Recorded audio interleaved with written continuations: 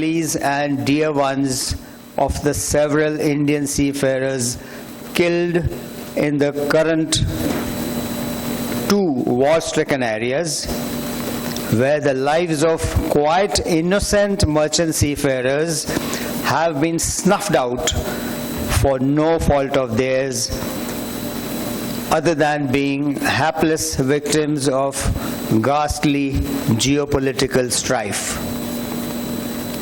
While we all pray for this situation to pass expeditiously, let us have a few moments of silence in memory of those seafarers who have sacrificed their precious lives in the service of shipping and global trade. May I request you all to please rise.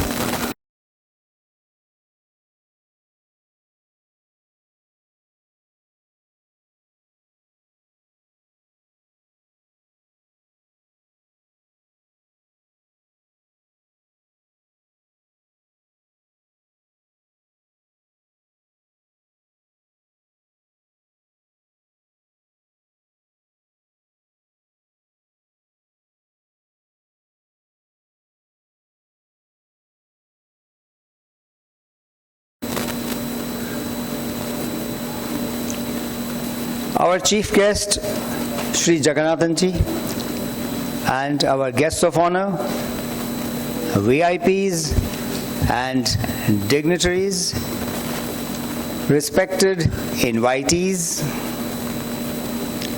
trainers, educators, and educationists, mentors and guides, office bearers of MTG,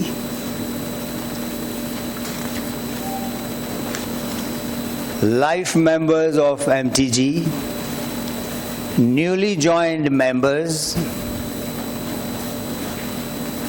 those seriously contemplating becoming members, all possible genders, the theists and the atheists, those who like spiritual succor and those who like a bit of spirit in their evening succor. Namaskar, good evening. I am Kamal Chadda, the Secretary General of and Treasurer of the Maritime Trainers Guild, and I have the privilege of taking the proceedings further for this evening. A very, very warm welcome to all of you on behalf of the Maritime Trainers Guild, today celebrating its 15th Foundation Day. Let's give ourselves a big cheer, please. Our founder, President Captain Prabhat Nigam, will soon enlighten you about the last 15 years of MTG. We have kept the proceedings very simple and smooth and hope to negotiate the day in a timely manner. The cooperation of speakers and panelists and all others is sincerely solicited.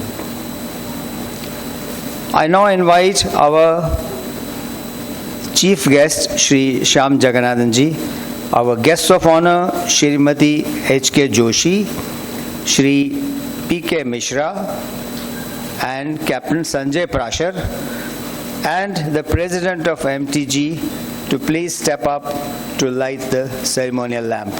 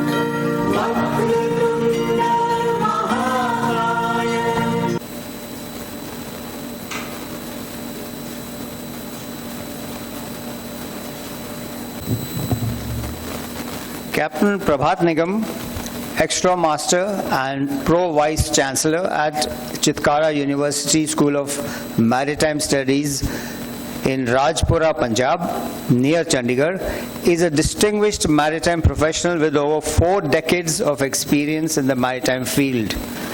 After commanding VLCCs, tankers, car carriers, and passenger liners during a 23-year sea career, he transitioned ashore to lead in QHSSE, auditing, and maritime education.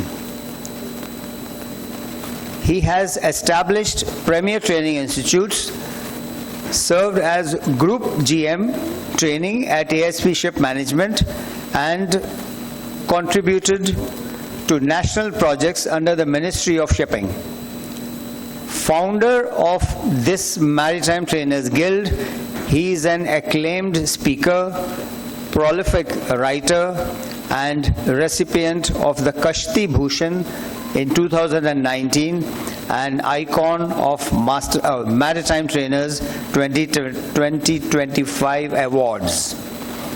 I now invite Captain Prabhat Nigam, Founder President MTG, to share his thoughts, vision, and a brief history of this guild. Please put your hands together for Captain Prabhat Nigam.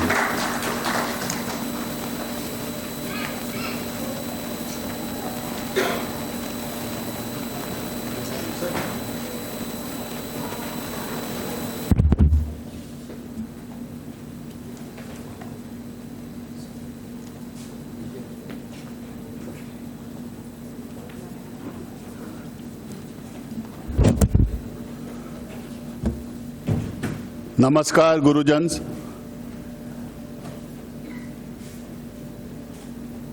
I welcome you all in the 15th Foundation Day of Maritime Trainers Guild.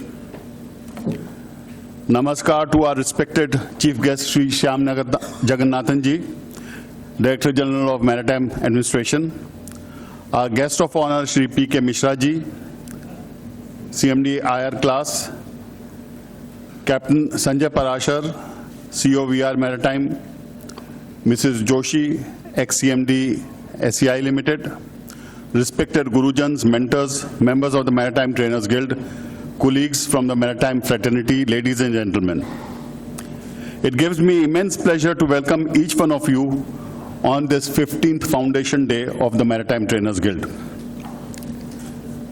I'll quickly run through the history, although there are 30-odd slides, but I'll try to run it through just as a pictorial reference of what has happened in the last 15 years.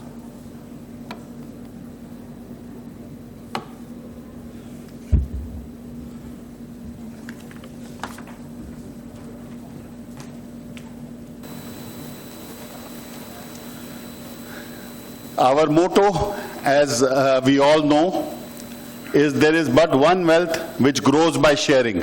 And what is that? Knowledge.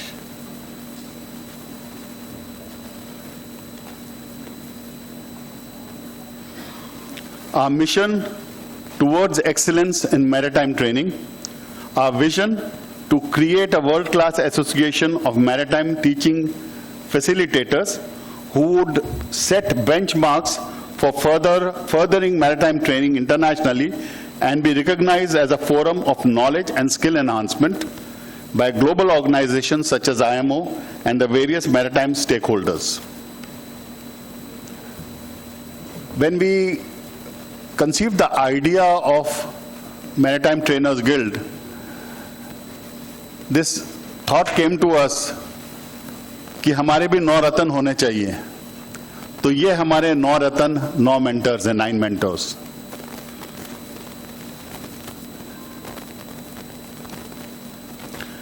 Our current office bearers,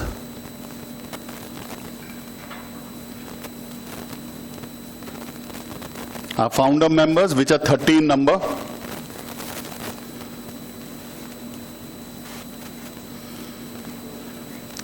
and today we have 16 corporate members.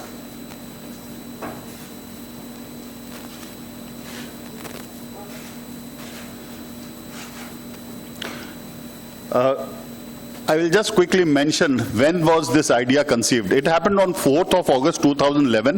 That is exactly 15 years ago. So today is the 15th foundation day. And this day we celebrate as the foundation day, not 4th of August, but first Saturday of every August.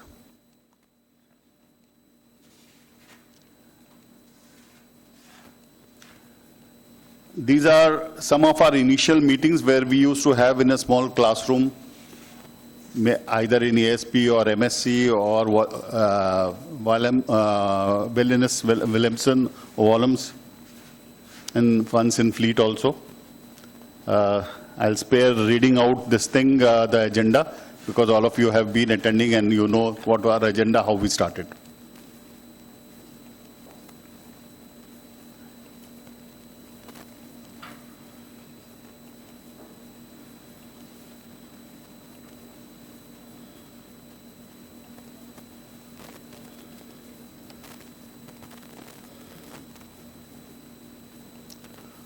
So initial meetings were very few industry stalwarts and trainers who attended and then further perpetuated it.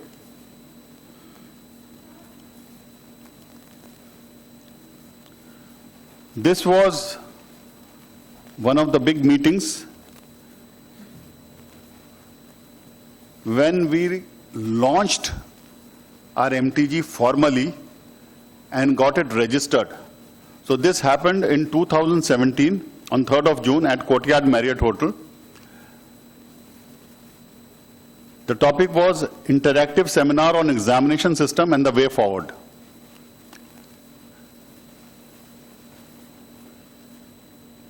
Some pictures from there.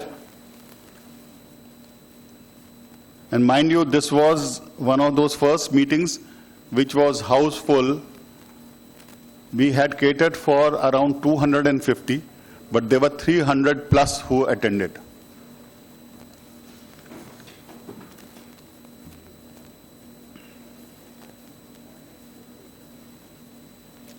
So formally it was launched by DG Shipping on 23rd February 2019. These are some of the pictures. This was again in Courtyard Marriott.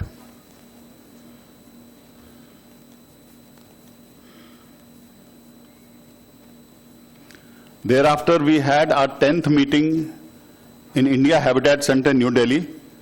Mind you, this was just before COVID came in.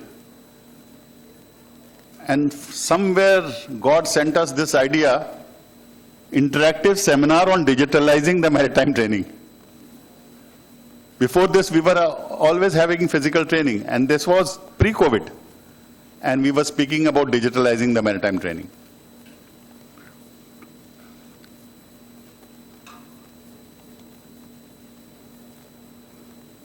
These are some of the pictures.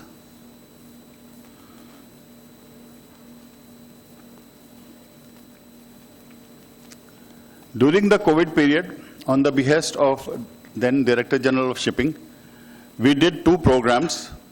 I still remember it was DG Circular 19 of 2020. And there was one program called Training for the E-Trainers, TET program. The whole program course was submitted to DG Shipping. He verbally approved it. And then we ran this program, and lot of trainers were taught. Thereafter, within a month, DG said that e-trainer ko train karke kafi nahi hai, e-learner ko bhi train karo. So then we started train the e-learner. That was on 19 July. So 6th and 7th June we did train the e-trainer, and then we had on 19th July 2020 there. So in the train the e-trainer, in 2 days we trained about 50 trainers. And in train the e-learner, it continued. The initial phase on day 1 were about 20, and then it continued. And whoever was employed for training were being paid by Maritime Trainers Guild.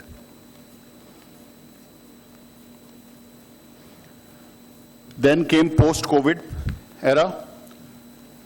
And this was when I moved to Chandigarh from Mumbai, and we had this understanding the national education policy to sync with the maritime education and training.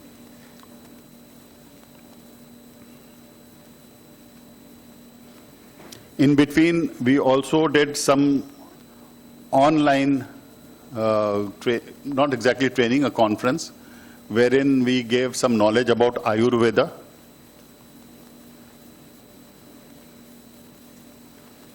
And this was what was being mentioned during our AGM, that there was one seminar joined with CMI Chandigarh about what rights do I have under MLC 2006.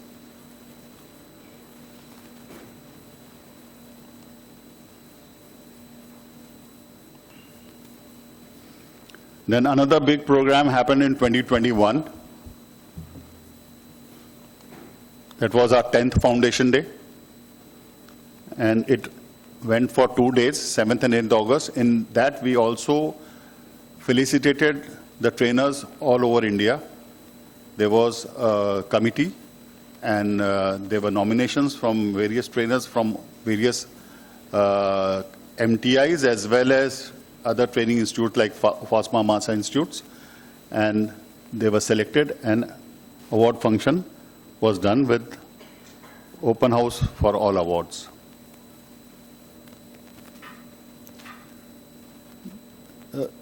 You must have observed that we have 2 conferences every year. Once in February, which is generally online, and once in August, which is offline. So this February thing is the launch day thing, because we were launched in 2019, formally launched in 2019 in February. So we do that launch day and foundation day because when the idea was conceived. So this was 11th foundation day. Then again, launch day in 23.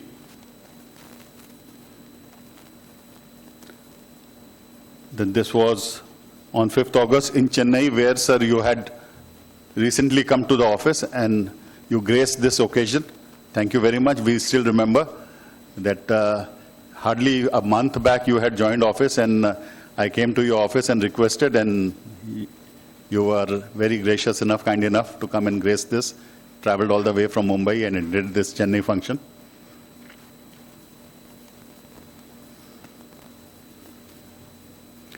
Then there was launch day in 23, which happened in Kolkata. So at the last instant, you had some call from ministry, and that time Dr. Malini Shankar, VC IMU, was the guest of honor, and she obliged us and stood in for you.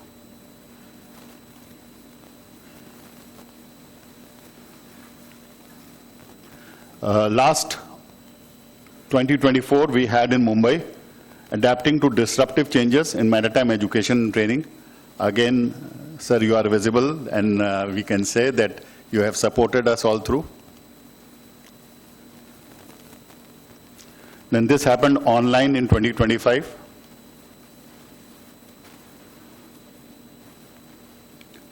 Then there was Foundation Day last year in New Delhi. So we rotate, like between the 4 cardinal places like Chennai, then we went to Kolkata, then we went to Delhi, and this year we have come to Mumbai. So next year we'll go again to Chennai.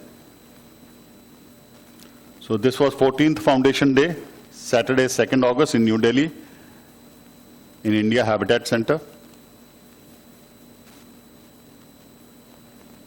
Then the launch day this year. And this is today's event.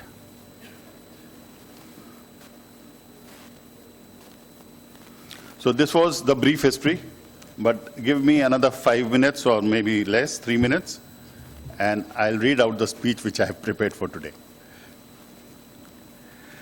Sir, today is more than an anniversary.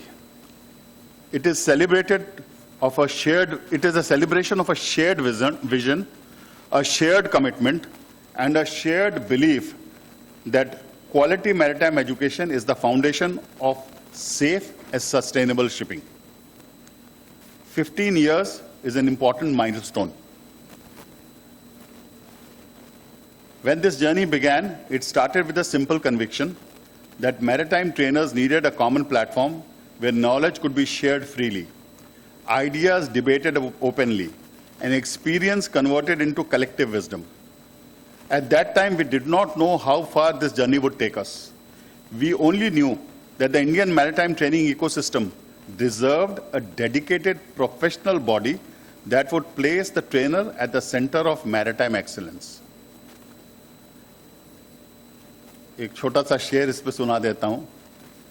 आज से 15 साल पहले मैं अकेला ही चला था जानिबे मंजिल, मगर लोग साथ आते गए और कारवां बनता गया. And that Karwaan is all of you gathered here today. Thank you. Looking back over these years, I do not remember only the seminars, only the meetings and the conferences. I remember the people. I remember my mentors who generously shared their experience. One of the mentors, I can see Mr. Ajoy Chatterjee is here. I remember trainers who traveled long distances simply to learn something new. I remember institutions that opened their doors for dialogue and became our corporate members. Sorry, sir, I forgot to mention. Captain Halve is also one of our mentors. I remember regulators, industry leaders, shipping companies, and academies who believed that collaboration is always stronger than working in isolation. Collaboration is always stronger than working in isolation. Each one of you has helped shape MTG into what it is today. Thank you, thank you, thank you. I offer my sincere gratitude to our founding members, mentors, executive committee volunteers, and every member who has contributed time, effort, and wisdom to this guild. Friends, the maritime industry is entering one of the most transformative periods in its history. DGMA, under the dynamic leadership and guidance of Shri Shyam Jagannathan ji, has shown promising initiatives which are evident not just on the DGMA website, but also practically in the field. E-Navik, MS rules, facilitation of ratings to be eligible to qualify and appear for secondment foregoing are a few examples from many other initiatives which he has taken. Alternative fuels are changing ship operations. Artificial intelligence is changing how we learn. Digital technologies are changing classrooms and simulators. Competency expectations are changing faster than ever before. Yet, amidst all these changes, one thing remains constant. Technology can support learning, but it cannot replace an inspiring teacher. Simulators can create situations, but they cannot replace the experience. Artificial intelligence can provide information, but only a committed trainer can develop judgment, professionalism, and leadership. That is why our theme this year is Transforming Maritime Education, Fuel, Faculty, and Digital Tools. This is both timely and significant. Today's program reflects exactly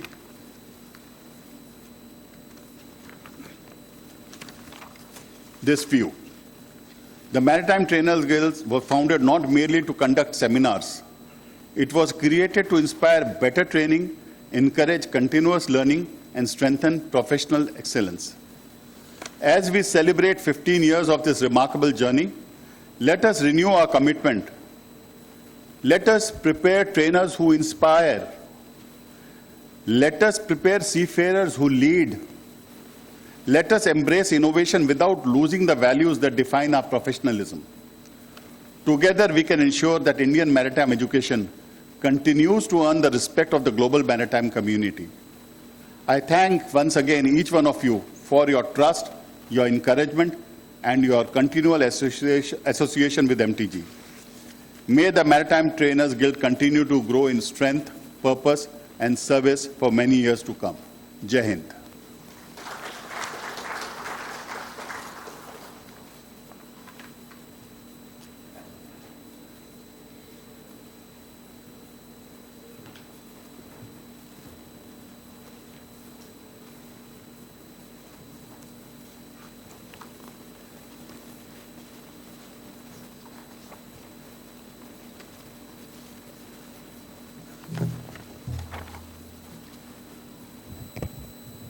Friends, we are honored to have with us Captain Sanjay Prashar, CEO VR Maritime Services Private Limited. Captain Prashar, CEO of VR Maritime Services, is a seasoned merchant navy professional, entrepreneur, and maritime policy advisor with over 35 long years of experience. He leads one of India's foremost crew management companies, supporting over 7,000 seafarers annually. Recognized as an unsung hero of India, he has championed seafarer welfare, humanitarian aid, and policy reforms. His contributions span maritime security, human rights at sea, and governance, making him one of the industry's very influential voices, I should say. May I request him to kindly address the gathering? Let's put our hands together for Captain Sanjay Prashar.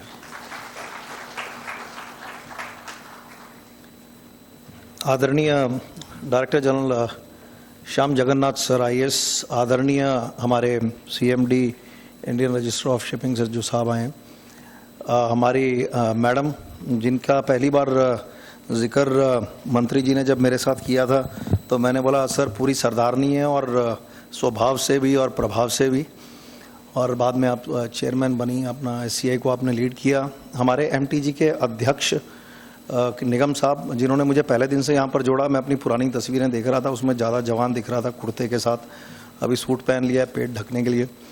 And उपाध्यक्ष जी हमारे जो पिछले साल nominate हुए थे, गिरीश फडणवीस जी, general secretary साहब कमल साहब, दो मेंटर्स आए हुए हैं हमारे यहाँ पर, कैप्टन हलबे और हमारे चटर्जी साहब। सबका नाम लेने जाऊँगा कम होगा, पर विशेषकर मैं अपने कैप्टन राकेश जौहरी का नाम लूँगा जो मेरे साथ कई फोरम्स पे जुड़े रहते हैं और जिनका आना मेरे लिए बड़ा मनोबल बढ़ाता है। मुद्दे की बात यह है कि एमटीजी ही एक ऐसा मेरा अनुभव है जो मैं श्याम जगन्नाथ जी सर को 3-4 बातें बताना चाहता हूँ। पहला तो मैं सर आपके माध्यम से ये बताना चाहता हूँ कि आप तीसरे डीजी शिपिंग हैं जिसके लिए हम लोग एमटीजी में यहाँ पर स्वागत करके अपनी कोई बात कहना चाहते हैं। मैं कई संस्थाओं में हूँ पर वो संस्थाएं मुझे प्रभावित इतनी नहीं करती जितनी एमटीजी करती है, और उसका कारण ये है कि उन संस्थाओं के अपने अपने इंटरेस्ट हैं, उनके अपने अपने एक पॉलिटिकल स्फीयर्स हैं, पॉलिसी स्फीयर्स हैं, उनका अपना एक बिजनेस है। ये एक एमटीजी एक ऐसा सुदामा है जिसके लिए सर हमको चाहिए कृष्ण, बस थोड़ी हमारी जो पुरानी दोस्ती है उसको देखकर जो हमारे छोले भटूरे हम छोटे से कुछ लेकर आते हैं उसको स्वीकार कर ले। तो सर हमारे लिए कृष्ण का रोल इसमें आप करते हैं और हम सुदामा हैं, because we don't have money, but this is the only place where without money we want to work. मैं ये इसलिए आपको दावे के साथ कहता हूँ क्योंकि एमटीजी ने जब पहली बार ये मुद्दा उठाया था तो हम मानते हैं कि ट्रेनर्स की कमी है और ट्रेनर्स अच्छे नहीं हैं, इसलिए शायद हाँ वो कमियां हमारे समाज में दिख रही हैं, हमारे बच्चों में दिख रही हैं, हमारे शिप्स पर दिख रही हैं। We don't hold Gen Z responsible, we hold ourselves responsible. उसको ठीक करने के लिए एमटीजी ने सबसे पहला कदम ये उठाया, एक विचार विमर्श किया। इनमें से कोई एंटरप्रेन्योर नहीं है, शायद यहाँ पर एक मैं ही हूँगा जो पैसे की बात कर सकता हूँ, बाकी सब यहाँ पर वो कम्युनिस्ट माइंडेड लोग हैं जिनको लगता है कि सर सबको साथ लेके चलना चाहिए। मैं ऐसा नहीं फील करता, मुझे लगता है जिसका जैसा अपना स्किल है उसको आगे बढ़ना चाहिए। सर सबसे बड़ी दिक्कत आई जब हमने 2012 में पेपर दिया, मुझे नहीं पता अभी कौन सी फाइल में होगा, और हमने ये एनालाइज किया कि जो ट्रेनर्स के जो रेस्ट आवर्स हैं, वर्किंग आवर्स हैं, आपने यूजीसी के साथ बना दिए और उनकी क्वालिफिकेशन आपने एक हाई लेवल की बना दी। सर मैं आपको ये इम्प्रेस करके बताना चाहता हूँ कि sir students don't want this, I can tell you what students want, और ये मैं अपने पूरे स्टूडेंट्स के साथ बात करने के बाद आज आपको बोलने आया हूँ। और सर मैंने बड़े पैसे खर्चे हैं, स्पेशली हिमाचल से आया हूँ, मैंने चले जाना है आज शाम को, और मैं ये बताना चाहता हूँ सर अच्छे टीचर्स समय देना चाहते हैं, स्टूडेंट्स सिर्फ उन्हीं से पढ़ना चाहते हैं, लेकिन आपने एक ऐसी कार्यशैली बनाई है जिसमें कुछ घंटे ये पढ़ाएगा, ये पक्का होगा, ये कच्चा होगा। ये पक्के कच्चे के चिट्ठे में सर मुझे ऐसा लगता है कि जो आपकी गाइडलाइंस हैं it's total waste, it's wasting the talent of teachers, it's wasting the results. 100% certificate of competency 4 महीने का कोर्स करके बच्चा पास हो जाता है, 6 महीने का कोर्स करके पास हो जाएगा, जब एग्जाम देने जाएगा सर 22% रिजल्ट है सर आपका। और ये 22% आप जो भी अपने फैकल्टी को बोलें, हमको बोलें, इंडस्ट्री को बोलें, बट इसका एक ही उपचार है सर, आपको वो जो सर्कुलर है वो डाउन करना पड़ेगा, और अगर आप नहीं करेंगे तो सर कोई बात नहीं, हम आवाज़ उठाते रहेंगे, किस दिन वीडियो बनाएंगे, किस दिन मंत्री के पास जाएंगे, हमारा रोना धोना चलता रहेगा। बट इस पर रिसर्च काफ़ी करी है और ये निष्कर्ष वाली बात मैंने आपको बोली है। तो मैं चाहता हूँ सर एक थोड़ा सा ये सुदामा की आवाज़ जब आपके दरबार में आए, अगली बार हम कागज़ लेकर आएँ तो सर उस पर कमेटी वैसी हो जो काम करना चाहे, ना कि वो पुराने दिग्गज खिलाड़ी जिन्होंने इस कागज़ को डस्टबिन में डाला और स्टूडेंट्स को कभी वो अहमियत देकर नहीं पूछा कि जी आपके टीचर्स की वैल्यूएशन क्या है। सर दूसरा मुद्दा मैं आपको बता दूं, ई गवर्नेंस इश्यूज बहुत ज़्यादा ग्लिचेस हैं सर आपके प्रोग्राम में और उससे हम प्रताड़ित हैं, लेकिन हम बोल नहीं सकते क्योंकि हमको अपने लाइसेंस का ही डर रहता है। ये लाइसेंस राज आपने ऐसा बनाया है कि ई गवर्नेंस के ऊपर कभी भी एमटीजी जैसे लोगों को जो एक्सपर्ट्स हैं बुलाकर ये नहीं बताया गया कि these are the things where we are having the data and 4800 teachers are there. क्या कर रहे हैं ऐसे 4800 टीचर्स, जब आपका जो ई गवर्नेंस है उसमें 10 बजे आपने अटेंडेंस दिखानी है, 9 बजे हम भाग रहे हैं और उसके बाद में वो आधा टाइम कैमरा काम कर रहा है, टीचर्स भी जुगाड़ कर रहे हैं, इंस्टीट्यूट जुगाड़ कर रहा है, बच्चे जुगाड़ कर रहे हैं। सर ये जुगाड़ की अगर चीज़ खत्म करनी है, थोड़ी हमें आज़ादी दीजिए। कुछ इंस्टीट्यूट्स को जिसको आप A1 करते हैं सर उसके ऊपर भरोसा कीजिए, और अगर आप हम पर भरोसा नहीं करेंगे ना सर, पहले ही मैं आपको बता दूं आपके सामने सब आपको बोलते हैं हम आप पे भरोसा करते हैं सर, आपके पीछे डीजी शिपिंग पर कोई भरोसा नहीं करता। Interpretation of law is as per what DG shipping wants, so we don't want that, we want A1 to be valued as A1, A3 should be A3। Sir तीसरी बात मैं आपको ये कहना चाहता हूं, जो स्टूडेंट्स हैं ये संख्या बढ़ने वाली है sir. India will become maritime super power, not just power. ये स्टेटमेंट मैंने बीबीसी को थोड़े दिन पहले दी थी, रशियन टीवी को भी दी थी। जब कोई एक सीफेयर की डेथ हुई थी मैं उसके घर में गया, मैं we are the super power and we will move super tankers. Sir मेरे को कोई दो राय नहीं है, 2030 because of your leadership sir, इसमें बहुत बड़ा क्रेडिट आपको जाता है। आपके आने के बाद नंबर्स बढ़ रहे हैं, आपके आने के बाद में इंस्टीट्यूट्स में एक जो ज्वाला टाइप वाला एटमॉस्फेयर है कि नहीं अभी रेटिंग्स भी ऑफिसर्स बन सकते हैं, अभी हमारे रिजल्ट्स पर ध्यान देना चाहिए। आप इतना समय देते हैं एमटीजी जैसे को, इतना छोटा सा सर 60-80 लोगों के लिए आपने समय निकाला, तो मैं आपको ये दावे के साथ बोलना चाहता हूं sir 2030 India will be the world's largest cruise supplier and we will be a force to reckon with. Sir इसमें किसी को कोई संदेह नहीं होना चाहिए और वो सीफेयर्स के लिए और कंपनीज के लिए तालियां बजनी चाहिए sir. I would like to really say this from my heart because I can see the numbers. मैं चाइना जाता हूं सर, चाइना के 18 ओनर मेरे साथ काम करते हैं। Chinese cannot work in $1,500 as AB, they cannot work even in $2,000। China हमसे बहुत आगे निकल गया है। दावे हम कुछ भी कर सकते हैं लेकिन दावे हमारे खोखले इसलिए होंगे सर, हमारे देहात के लोग जा रहे हैं सारे मर्चेंट नेवी में, कप्तान भी आने वाले समय में 10 साल बाद मर्चेंट नेवी की जो होंगे वो देहात से होंगे। इसलिए हम हिमाचल से लड़कियां भी भेजते हैं, लड़के भी भेजते हैं। हमारे हिमाचल से हर साल 1000 बच्चे कई कंपनियों में जाते हैं। हमने वहां पर गाइडेंस सेंटर खोला है, 600 कॉल हम एक दिन में अटेंड करते हैं। मैं आपको ये बताना चाहता हूं सर एमटीजी के माध्यम से कि sir last of the least we want to influence only the right policies. आप हमें सिर्फ हर 3 महीने के लिए एक काम दीजिए और मैं चाहता हूं अगर आप बुलाएंगे ना सर, आप हैरान हो जाएंगे जो एक्सपर्टीज हमारे पास है सर, वो CMMI के पास में हो ही नहीं सकती। उसका कारण है हम सिर्फ ट्रेनर्स की बात कर रहे हैं, हमारा कोई इंटरेस्ट नहीं है सर इंस्टीट्यूट में जाके पैसे लगाने का।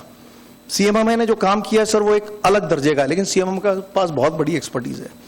फॉस्मा, मासा, इंसा, इक्सा सर ये सीफेयर्स के साथ कई चीज़ों में उलझे हुए हैं, लेकिन ट्रेनर्स के साथ सर कोई नहीं उलझता क्योंकि ये इतने ज्ञानी लोग होते हैं। जैसे हरिद्वार में 4 ब्राह्मण बैठ जाएं तो सर किसी की शादी करनी हो शादी नहीं होगी, अंतिम संस्कार करने अंतिम संस्कार नहीं होंगे। तो अगर ये कोई कंसेंसस लेकर आ जाएं इसका मतलब वो देश के हित में है। तो I would like to conclude by saying sir, मैं तो एमटीजी में पहले दिन से अपनी फोटोएं खिंचा के आज यहाँ तक पहुँच गया 15 साल में, और व्यवस्था पैसों की करने का आज हमने AGM में तय किया है सर। हमारे पास अब संसाधनों की भी कमी नहीं होगी, ना हमारे पास इंटेलेक्चुअल क्वोशिएंट की कमी होगी। मैं कैप्टन TK जोसेफ और रेवारी साहब को आज याद करता हूं, जिन्होंने कभी जिंदगी के घंटे नहीं देखे पढ़ाते हुए, जिन्होंने कभी जिंदगी में ये नहीं देखा बच्चा कितना नालायक है, और सर उन्होंने LBS कॉलेज को उस मकाम पर पहुंचाया कि संजय पराशर आज 8,000 रुपए में बैंक में होकर 2010 में जो शिपिंग कंपनी खोलता है आज 1,000 करोड़ का टर्नओवर कर लेता है। तो सर हम तो MTG के लिए जान देंगे सर, हिंदुस्तान के लिए रोजगार लाएंगे, अपने ट्रेनर्स के चरणों में बैठकर उनकी बात करेंगे। मैं ट्रेनर नहीं हूं लेकिन सर मैं अपने गुरुओं का सम्मान इतना करता हूं, अगर मेरी चमड़ी भी उनके जूते बनने के काम आएगी सर वो भी हम करेंगे। जय हिंद, जय नाविक।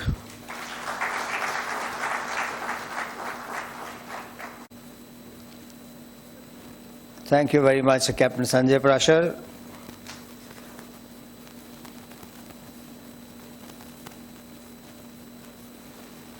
Mrs. Harjeet Kaur Joshi, former CMD of Shipping Corporation of India Limited, is a highly accomplished leader in maritime and energy sectors.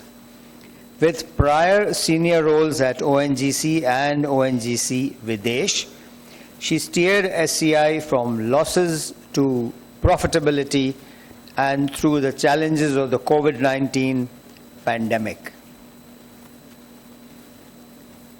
Recipient of multiple awards including Maritime Standard Personality of the Year 2021, she is a Fellow of the Institute of Cost Accountants and an active member of several professional bodies.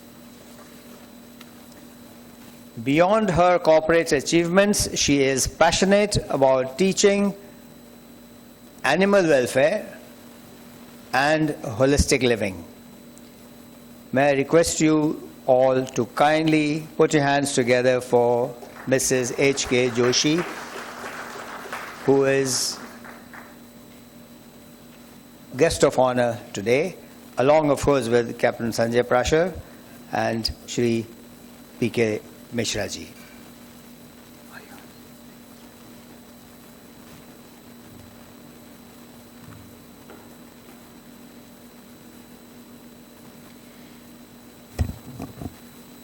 Chief guest for today's 15th Foundation Day, Shri Shyam Jagannathan ji, IAS, Director General of Maritime Administration, Government of India, Ministry of Port, Shipping and Waterways. If I also start taking names, I will not be able to say my few words. So all the doyens and all the dignitaries, including the two Navratan of the foundation who are present today, Captain Halve and Mr. Chatterjee. A very warm good afternoon to all of you, and my warmest congratulations on the Maritime Trainers Guild on completing 15 years. After the very strong and very passionate words of Captain Parashar, you will see a quite mellowed down speech from my side. Somebody who is in the midst of working reminds me of my days in SCI when I would raise my voice very strongly. So I have mellowed down since then. 15 years is a good moment to pause, not just to celebrate, but to reflect on how far Indian maritime training has come and how far we still need to go. While Captain Parashar did mention our numbers are increasing, but I think the focus on quality still needs a lot of attention. Today's theme captures the three forces which are very relevant, as Captain Nigam brought out, and these would actually be rewriting what maritime training has to deliver. You are not simply passing on the knowledge when you are training the seafarers. You are actually deciding what the next generation of Indian seafarers will consider as normal. VUCA, which was always associated with the corporate world, I think we can now call it the maritime VUCA environment. And I think this change is actually making it the most interesting time in the maritime history for the maritime trainers. So starting with fuels, which is the first point for the theme,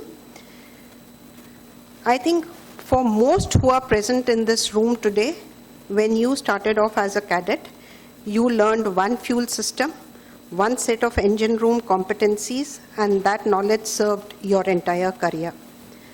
Now that time is over today. Methanol, ammonia, hydrogen fuel cells, battery hybrid propulsion, each carries its own safety envelope, its own handling protocols, its own emergency response. STCW itself is being pulled along by this shift, and training institutes are the ones who have to translate a moving regulatory target into a coherent curriculum, often before the regulation itself has fully settled. In simple words, decarbonization will be won or lost not in the boardrooms, but actually in the training rooms. A ship can be built to run on green methanol if the crew hasn't been trained to trust and operate that system. The investment doesn't pay off. Trainers are the last mile of the energy transition, and I don't think that responsibility is always recognized. Next, to be brief, I'm jumping, there's so much which can be talked about, but considering the allotted time, I come to faculty. New fuels and new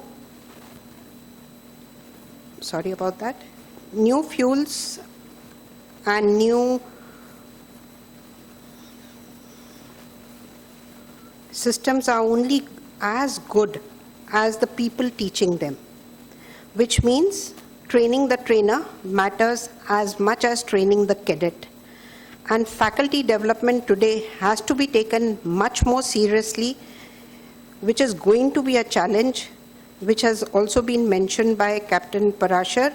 We don't have very good trainers, and we need to ensure that we update the knowledge and the skill sets of our existing trainers. Earlier this year, the World Maritime University renamed its flagship leadership program from Women's Leadership and Empowerment to Gender Inclusive Leadership in Maritime. A small change in wording, but a deliberate one. India's own Sagar Mein Samman framework has set itself a similar, harder task, not just admitting more women into our training institutes, but writing gender sensitivity directly into our maritime education and training regulations, such that it should be very normal to see a woman in command on the bridge or being in charge of the engine room. Any faculty that isn't actively widening its own funnel is leaving capability on the table it cannot afford to leave there. I finally come to digital tools. With India's own maritime administration modernizing in a big way, that wave is bound to change every maritime function in the industry. Digital tools change what we are training people for. Remote monitoring, autonomous systems, and shore-based control centers mean the maritime workforce of 2035 will need a different blend of skills than today's. More systems literacy, more comfort with data, without ever losing the seamanship judgment, as no algorithms will replace. So what do fuels, faculty, and digital tools ask of this Maritime Trainers Guild? They ask you to treat training as continuous, not a one-time event at the start of a career, because the fuel a cadet learns on today may not be what they are bunkering in 10 years. And the crew they lead may look nothing like the crew their own instructors led. 15 years ago, this guild was founded on a belief that training deserved its own community, its own standards, its own voice. That belief has been vindicated. My hope for the next 15 years that this guild remains restless, because in an industry changing this fast, the curriculum is never quite finished. Congratulations once again on this milestone to all members of the Maritime Training Guild, and may your cult grow. Thank you for having me here to share my views with all of you. Fair winds to you all. Jai Hind.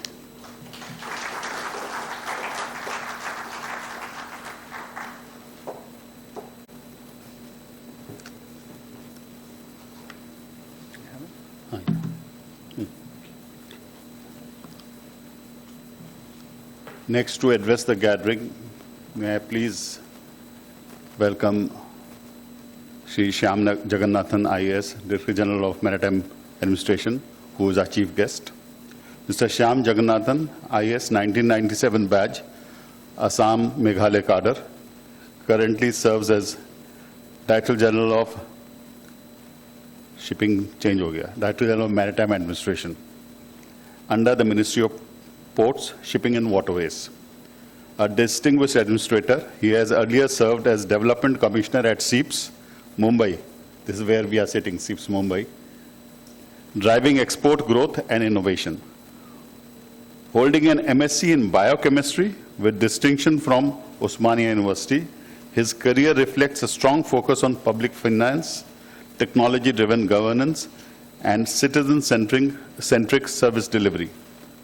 Sir, we all are very eager to hear from you. Let's put our hands together for Shri Shyam Jagannathan.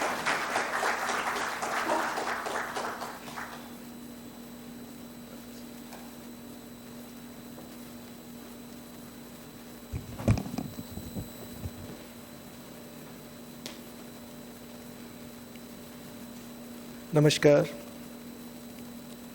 Respected guest of honor, Captain Sanjay Parashar ji, Madam H.K. Joshi ji, and Shri P.K. Mishra ji, office bearers of the Maritime Training Guild, my eminent colleague, Shri Mohan Rao Garu, the Chief Surveyor, President of IMEI, Captain Halbe, all other dignitaries, Shri Chatterjee sir. I'll firstly start by extending my congratulations to the Maritime Training Guild for its 15th anniversary. And it is this collective which is hand-holding the maritime administration as we go ahead. I have a presentation. I'll request you to allow me to run through it, as well as also pace myself in such a way that so much is happening. It is difficult to get a control completely about it. As was mentioned, the transition to Director General of Maritime Administration. Presently, I am also privileged and honored to also be the first Director General Bureau of Port Security. So that is two caps. Now we are living in extremely trying times. I don't think you have seen attacks on merchant vessels which have right of innocent passage globally in so many theaters. There are more than 5 basic issues which are going around out here. The Strait of Hormuz is there. We have our own 125 odd seafarers still stuck, 2 vessels, Indian flag, waiting for transit, close to around 7 odd foreign flags with Indian cargo of interest. Qatar is completely out for LPG. We used to depend 90% on it.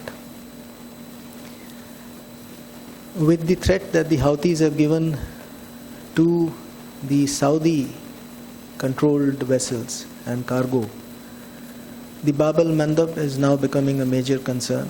We have had SCI ships actually not do the Bab al-Mandab transit and offload oil, cross the Suez and come right across the Cape of Good Hope. That's a good 29 odd extra days and around 40% of operational cost. You're seeing Ukraine and Russia since 2023, but they have escalated it to a completely different level. The firing at the Ukrainian vessels, and the Ukrainians are basically deploying drones on Russian vessels. And these are all vessels actually primarily carrying food grain for consumption of humans. While all this is visible, you also have the piracy rearing its head, because as you're doing the Bab al-Mandab transit, you're also coming closer to the coast. Somali piracy has affected 4 vessels. 1 vessel is still under the negotiations with the kidnap and ransom policy. And on top of this, the European Union has its long list of sanctions for what they believe is the shadow fleet. Now, in all of this, as was said, our strongest capital, our own citizens, our own seafarers, they have taken the maximum hit. 15 casualties, 12 major debilitating injuries. There's a captain on the vessel MV Smirtos. He is presently in custody in the UK. And all of this is happening at the same time. So what I would request is each of you work towards what you specialize in. The reference which was made to the very holy relationship of Krishna and Sudama is largely found on simplicity and friendship. But simplicity always is profoundly also found in wisdom. I do believe that there has to be a partnership between the maritime administration and all stakeholders, because it is you all who constitute that intellectual capital and the components. Each one of us contributing what we can. So allow me to now go slightly fast. There are multiple slides. This again is another major breaking feat we had. This was going on since the India Maritime Week, then the Global Maritime India Summit, and it finally happened precipitated by what was happening in the Persian Gulf. So it's sovereign guarantee of 1.5 billion. The actual Bharat Maritime Insurance Pool can settle claims up to 100 million. Just 2 days back, they launched a fixed cost coastal insurance, which is going to lower the policies domestically. The war risk price escalation basically for freight, for individual transits, will now have a buffering element, although we still have to do much to get into the P&I fold, because they control around 95% of the tonnage. This, of course, is the Indian maritime sector tried to put it into essentially one slide. The coastline, its potential, and I also firmly endorse what was said about India truly becoming a maritime superpower. Our time has essentially come. This again is the opportunity. The Honorable Prime Minister, the entire government believes in the Maritime India Vision 2030 and the Amritkal Vision. Port-led prosperity is one part of it. Seafarers and their reaching 20% plus is another part of the Maritime India Vision, as also is adjusting and playing the voice of stability and integrity globally. We will fully appreciate, despite the sincere efforts of the Secretary General in the IMO, to work out a southern transit route in consultation with US CENTCOM, it never came through. So you're seeing how multilateral forums are essentially being diluted. This is a continuation of the blue economy. These visions are going to see the contribution to 4% of the GDP as we grow. But there are several fissures and cracks out here. 95% of our cargo movement on maritime routes, but 90% of that on foreign flags. And a lot is changing in terms of how India is going to have its registry. Gift entities will be allowed to flag in any nationality, and they would not be needing licenses for exempt trade.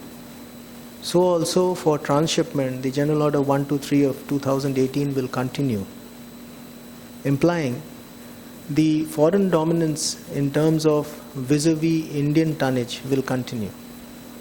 But then shipping is international and it takes all hands together.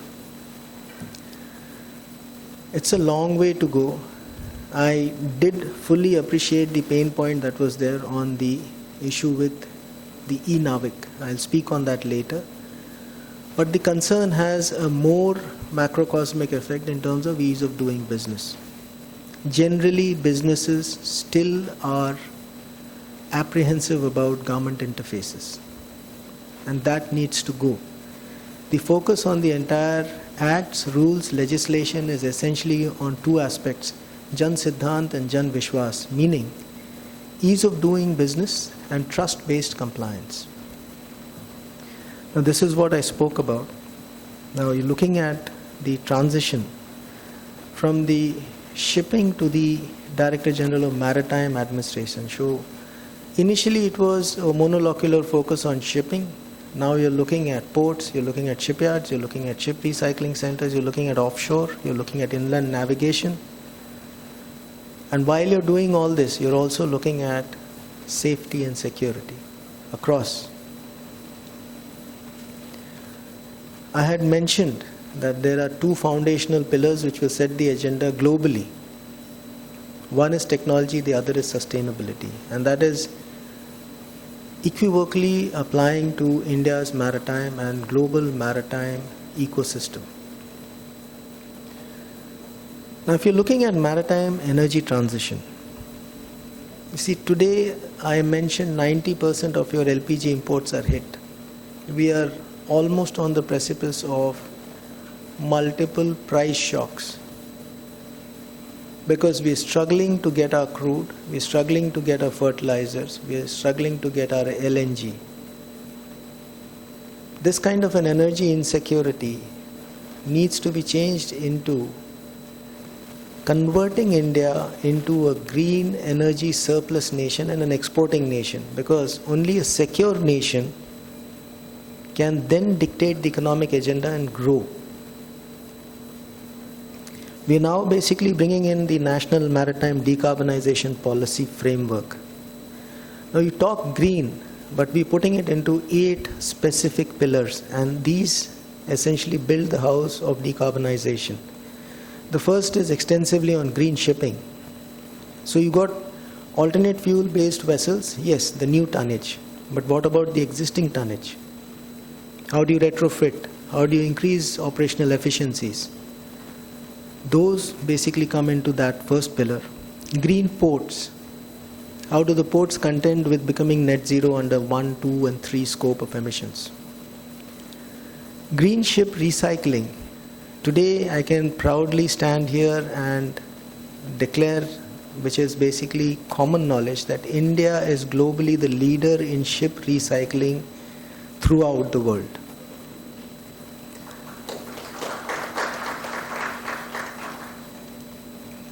Green finance is something we still haven't started. Europe has basically got a carbon trading system. You have the emissions trading scheme. You have the fuel EU. You have basically monetizable carbon credits. Green finance works on low-cost, sustained capital infusion into the green sector. Green skill development, which is where the MTG essentially is focusing on the just transition, is a core of one of the pillars among the 8. Green fuels is quite intensive in the sense the entire well-to-wake part, plus also the GFI-based compliance, if it comes through in the IMO. So here, bunkering, upstream production, availability, the basic acceptance and the introduction of fuels, transitional fuels like LNG, methanol, big movers like ammonia, where India again has intrinsic advantage in having ammonia handling capabilities onshore because of our extensive fertilizer. We have Professor Basu here, he's worked on the nuclear energy part. That's also another completely available, rich source of net zero propulsion. Green technology and pollution prevention. Why I spent some time on this is because it's one of the focus areas of MTG. I'm certain that Mishra sir will also supplement me subsequently. I've just put in a slide on all the fuels and what are the pluses and minuses, and it's a deeper engagement technically. Most of you would be more well aware of this. Now the challenges and safety considerations is something we are looking at with the ISO 45001, basically in the sense that you have health, safety, security and environment clubbed together. And we're looking at all across the board, as I had mentioned out here: production, storage, transportation, bunkering, and also up to shipboard operations. Green ports, as I mentioned, all of these are repeats of what I had already mentioned on the pillars. So this is where we stand, where under the leadership of Mohan Rao sir as the Chief Surveyor, we are basically taking forward India's engagement on alternate fuels. IRS is basically providing us the technical support. I was privileged to make a presentation to the board also, where Mishra sir was present. Green corridors, we are doing some international cooperation and coming through with these 8 subsets of green corridors in inland waterways, coastal domestic corridors, deep sea international corridors. So this is a work in progress, and I would request all of you to engage with this. The green hydrogen mission sees 3 of these ports as lead ports. You have Kandla, Paradeep and Chidambanar. And hydrogen essentially is being pitched for production, availability, bunkering, and also as one of the lead fuel lines. It has its own pluses and minuses, the kind of cubic capacity needed to store hydrogen on board, and whether it has the actual energy punch to go for long sea hauls. These are questions which will be answered technically. Now this is essentially what I had mentioned, moving from energy insecurity to energy surplusness. Ship recycling I had flagged, and I am leaving the presentation behind. India is doing this world first ship recycling credit note. You bring a vessel to break it in India, we essentially then monetize it linked to 45% of the scrap value, which is evaluated based on the Baltic Index, and give it to you as an electronic digital token, which then can be monetized against 5% of a capital cap for a new construction of a ship in India. And that's where shipbuilding comes in big time. These are the 4 pillars which have been approved by the cabinet. It's $8 billion of capital infusion in something which was around the 16th position globally. We have just pulled 1 notch up to the 15th position. We're going to push it up right to the 5th position by 2047. And this is where MTG's help will be very, very essential. I'll come down to the later slides. Just transition is where you will have to basically handhold us and tell us how we take this forward. I'll take some time on this slide because Captain Parashar had mentioned that the e-Navik and the website is painful. It is. Captain Halbe was the first to speak to me in the time that 3 years back I assumed office, saying that this is mess. I believe he will bear witness that we now have a 24/7 grievance redressal portal, which is it is sharp. It's very sharp. It's not done anywhere else globally. You just call a number and we track your grievance, and it's got a 88% satisfaction level among the seafarers. And presently it's a beta version, and we are now working on making it razor sharp. The second thing is, by the end of September, I assure Captain Parashar sir, the issues that the maritime training institutes face in terms of batch approvals, in terms of basically the attendance, recording, etc., will be resolved because we are migrating the MTI portal into a revised technology stack. Similarly, for the RPSLs, you will find the large volume smart contracts also being done on a new technology stack, and this is post-September. The Honorable Minister, in all possibility, will be inaugurating e-Samudra, which renders all processes of the DG shipping fully digital on the 8th of August. Now, this was a project which was 5 years in the pipeline. So that's what about what we're doing back home in the directorate. But of course, as I mentioned, human capital and smart maritime infrastructure is something we need to focus on. The maritime single windows for the logistics part, this is being rolled out. There are close to around 82% of all the EXIM ports, 74 EXIM ports, who are now doing the FAL recommendations. And India is one of the lead nations in terms of vessel call notifications and enrollment here. Still a work in progress. We need to integrate customs, we need to integrate immigration yet onto this, and hopefully it should work in probably 6 to 8 months in such a way that vessels calling on to Indian ports will find it a breeze. Now, regarding the global seafarer workforce, the BIMCO report is out. and the 2025 statistics. We are still at 12.16%, but you can see there is an exponential rise. And if you look at basically the growth in terms of overall, officers we have got 13.4%, ratings we've got 12.16%. There are serious anomalies in terms of the absence of ship on board berth training. If you have been watching the trajectory, we have taken some rather stern decisions. We said no to foreign competencies on Indian soil. Unless these kind of fly-by-night institutes and apostille agreement owners would basically get themselves verified by the DG shipping and then after get the COCs thing being done. We have said that the open CDC now from the 1st of August gets restricted only for certain categories such as crews, etc. So gone is the day that 15 days you finish off your 5 basic courses and then you're roaming around at the CDC. Open prey for the grey kind of a structure that exists in your specific areas which are there. I will not want to mention it, but you are aware Belapur has a dime a dozen people around. Now what happens there is they send an unsuspecting, well-meaning seafarer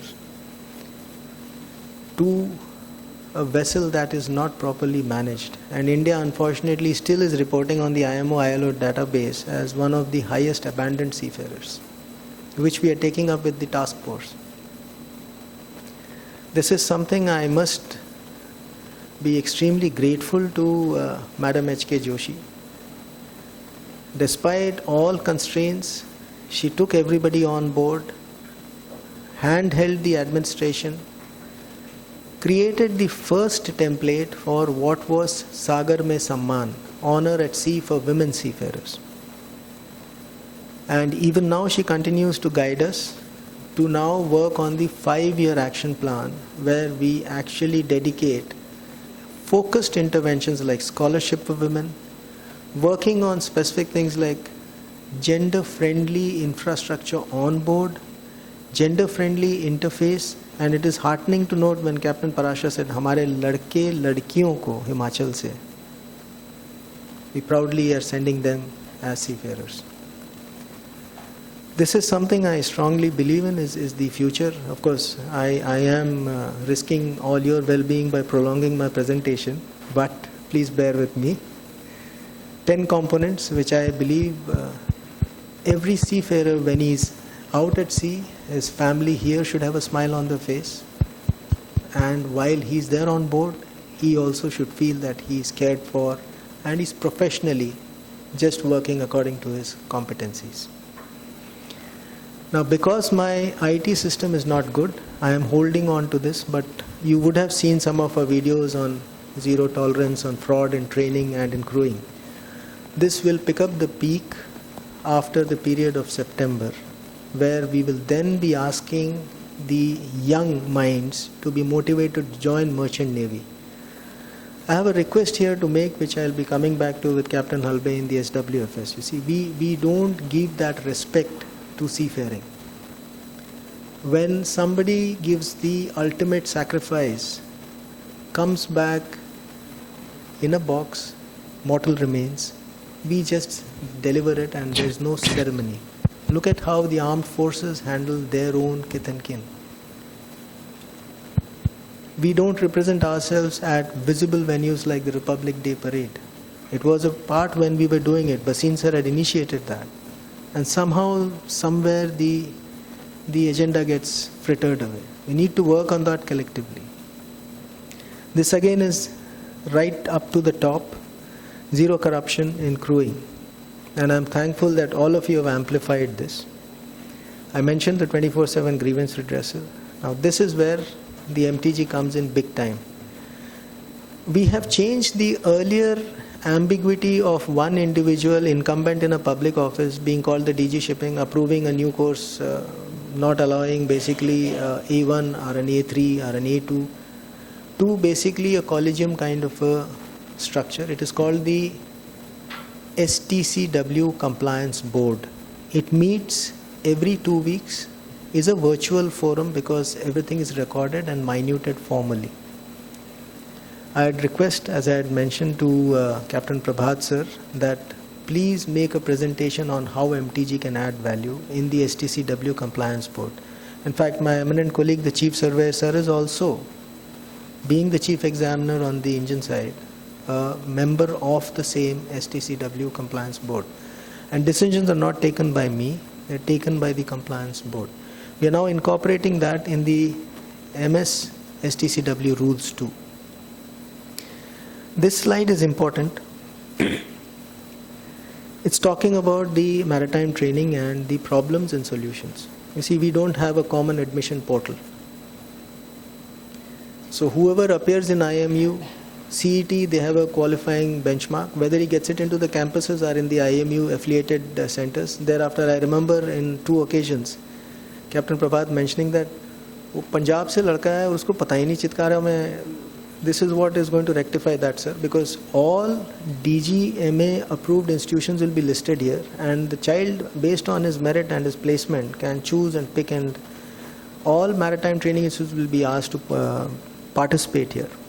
And this doesn't interfere with their cost for admissions, their entire flexibility of operations, no. The second thing is, we are coming up with a common job portal. You have cadets who have passed out, waiting for the ship on board, finished their ship on board, not being able to basically sign on, or even somebody getting fictitious fake offers. All he needs to do is just mail or call a number.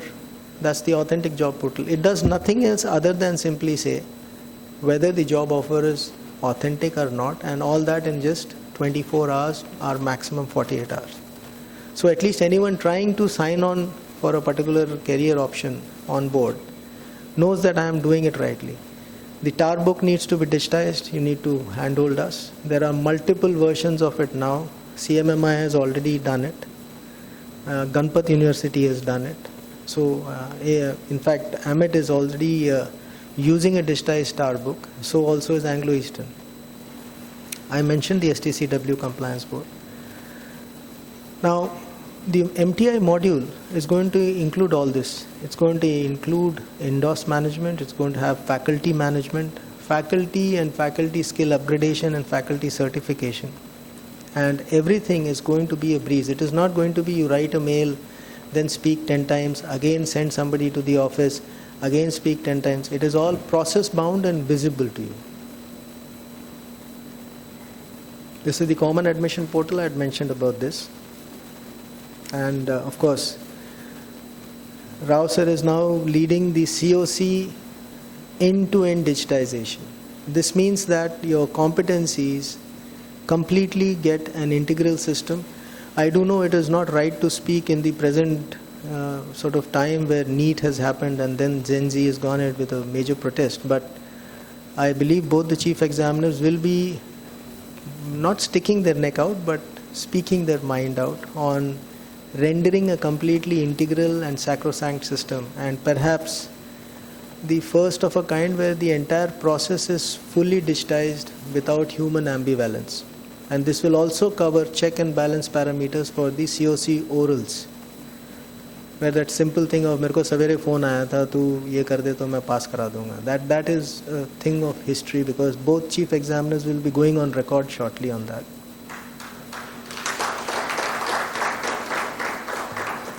We are attempting this.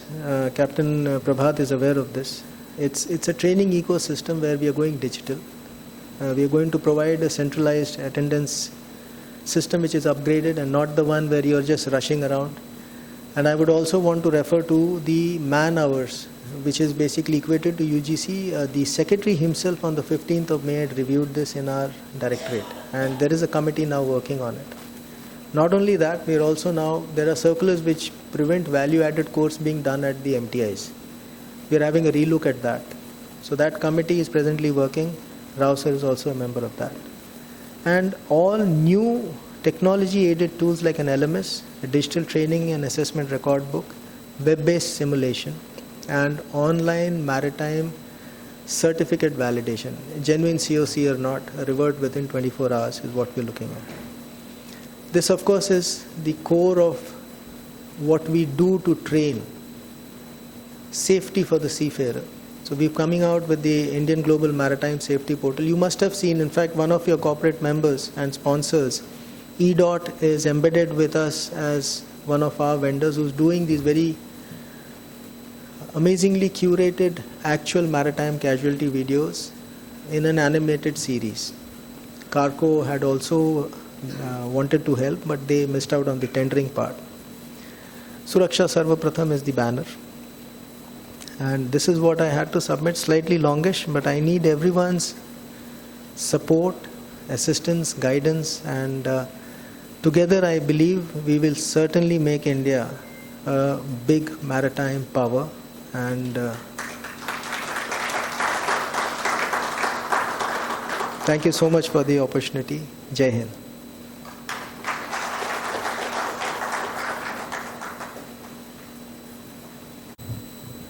May I request Mr.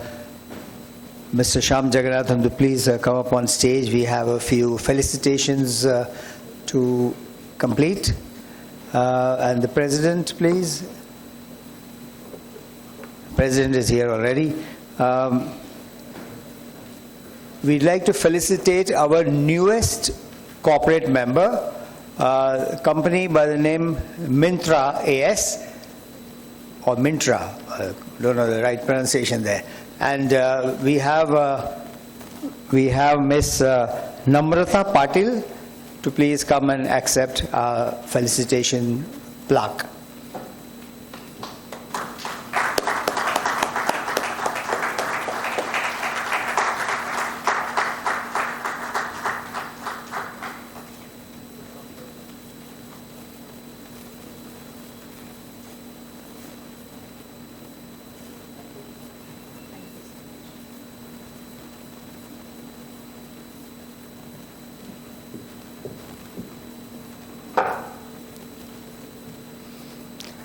We would like to release the MTG souvenir now, and may I invite Mr. David Birwadkar to please join us, and also our guests of honor, Mrs. Joshi, Captain Parashar, and Mr. P.K. Mishra.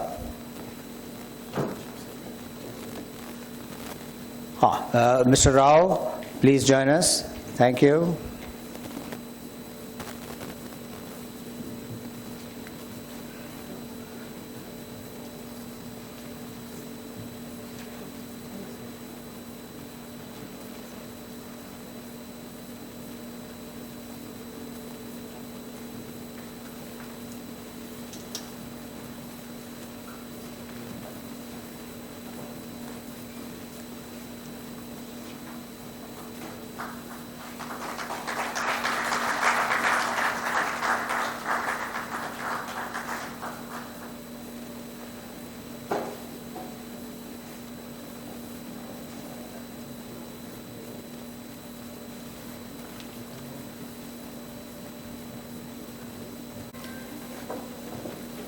We'd like to felicitate our guests of honor, Mrs. Joshi, if you would like to come back up, please. Sorry, you have to burn a few more calories up and down.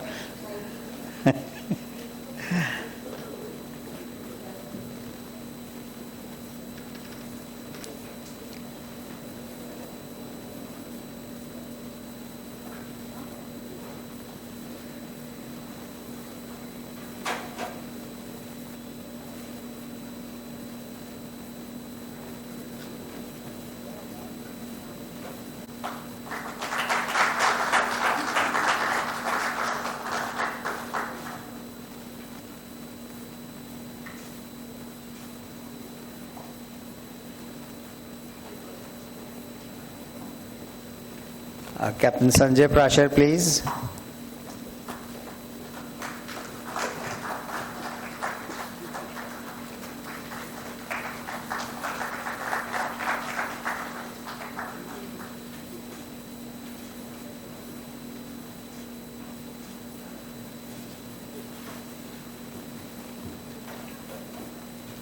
Mr. P.K. Mishra, please.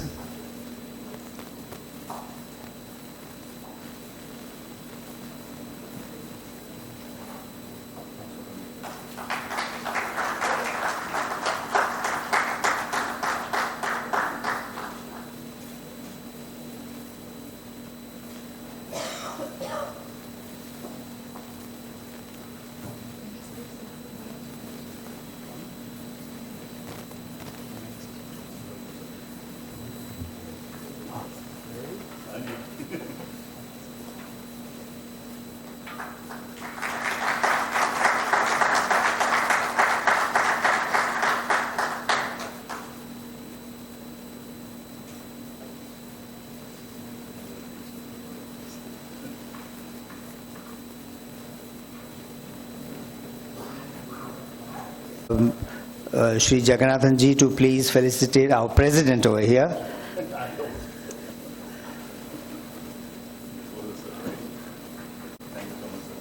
Thank you. Thank you, everyone.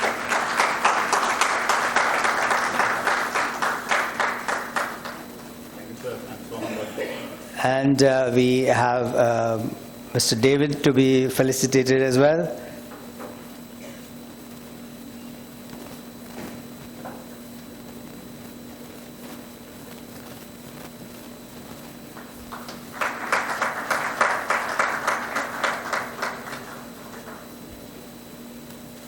And not to forget, I will have that honor as well.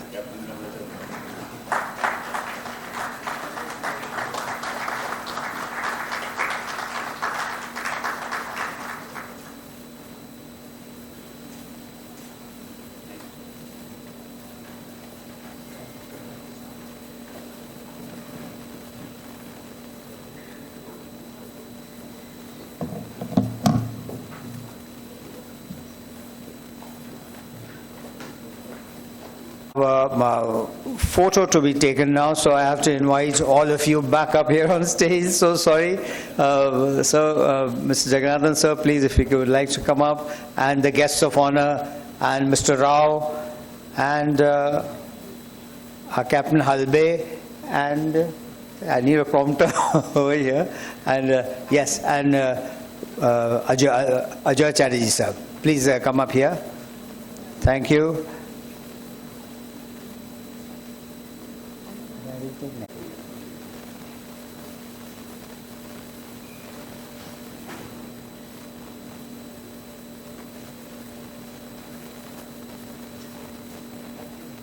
Hold on 1 second. So if all of you want to come up here. Very.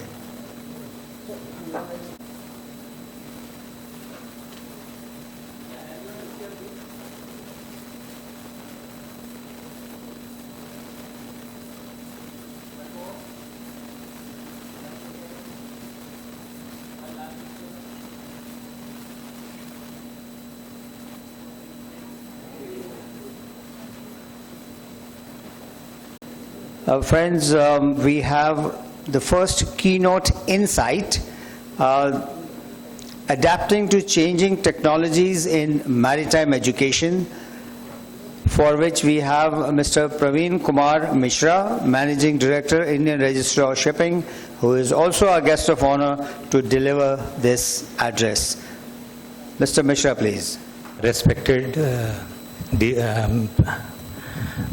DGMA President Mr. Shyam Jagannathan, our Chief Secretary Mohan Rao, Mrs. Joshi, and all distinguished guests and mentors. After DG's presentation, like if you want to put it in real terms, आपने basically गागर में सागर भर दिया. So there are nothing much to say, but still I'll just talk about technology. And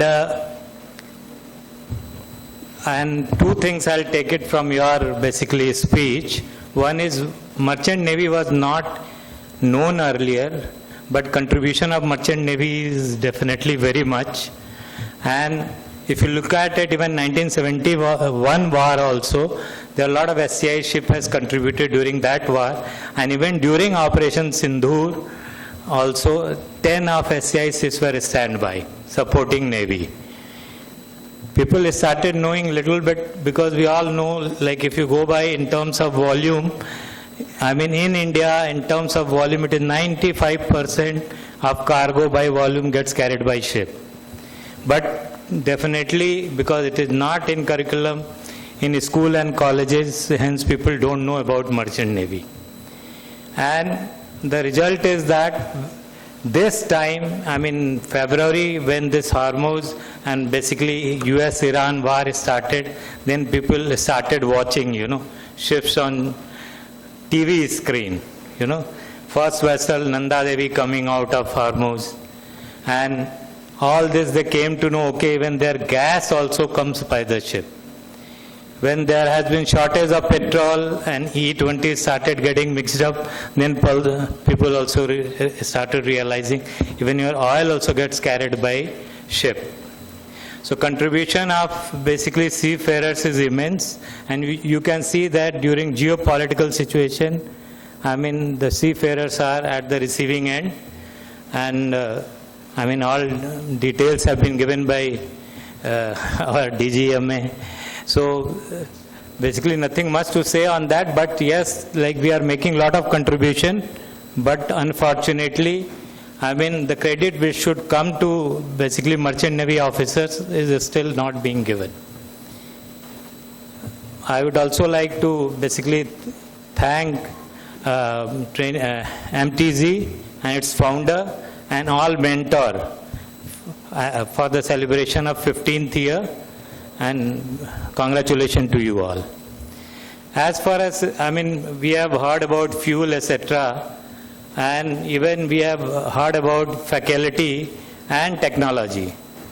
See, for anything, whether technology changes is happening, to basically deliver with the technology, the faculty is the one which has to be updated with digital tool, as well as they have to know what are changes are happening in our rules regulation with respect to even environment or whatever changes is happening with MARPOL and X6.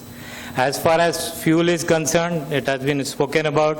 Okay, hydrogen is there, methanol is there, ammonia is there, everything is there. Even green ports are there. Ports are also trying all various ways for coal lining, like JNPA is thinking of LNG, Deen Dayal Port is thinking of even hydrogen and methanol, etc.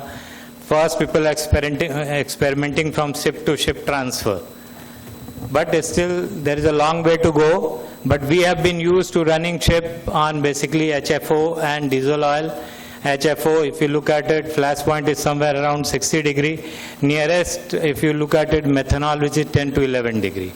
So even all safety measures, etc., people have to know about it. And there has to be good interaction between industry and academia. Because when you are training a basic cadet, whether it is engine room cadet or it is basically deck side cadet, you are training for them a ship which may have not even been designed. You know, because mass code has just come, we don't know what will be the level of automation. There are basically basket of fuels. We don't know which kind of fuel will be used on the ship. But obviously by use of AR, VR, XR and various simulators, if faculty knows how to use them, they can give definitely a much better training. If we look at it, let's say earlier, like it was just nautical chart. After that, ECDIS has come. Now, if you combine, blend it, like somebody is learning on, let's say, about nautical on ECDIS, and after that he goes to bridge simulator. And once he goes to bridge simulator, and I think 1 or 2 training institutes I have seen, they have, I mean, maneuvering during rough weather, and I have seen they are showing NY port and all. I think now we can take it what is we are facing every day. We can just take it Hormuz Strait, put the map of Hormuz Strait and how ship is moving when one side is land mines are there, other side taking the basically communication with IRGC and same time maybe communicating with the Navy, how ship can go. The real time situation, I mean now sometimes drone is hitting on the ship, sometimes missile is landing on the ship. So if you want to do the emergency response also, simulate those conditions, you know. If suppose some drone hits on deck, there is not much of problem. But if suppose drone is hitting in way of engine room, the engine room is heart of ship. So what after flooding of engine room, what can happen and how people can save their lives, etc. So this can all be done by basically way of simulator. About fuels also, if you look at it, simulator, okay, there are basically LNG bunkering, etc. can be taught on the simulator. Even methanol can be taught on the simulator. But in the core of everything is the basically faculty who will be training it.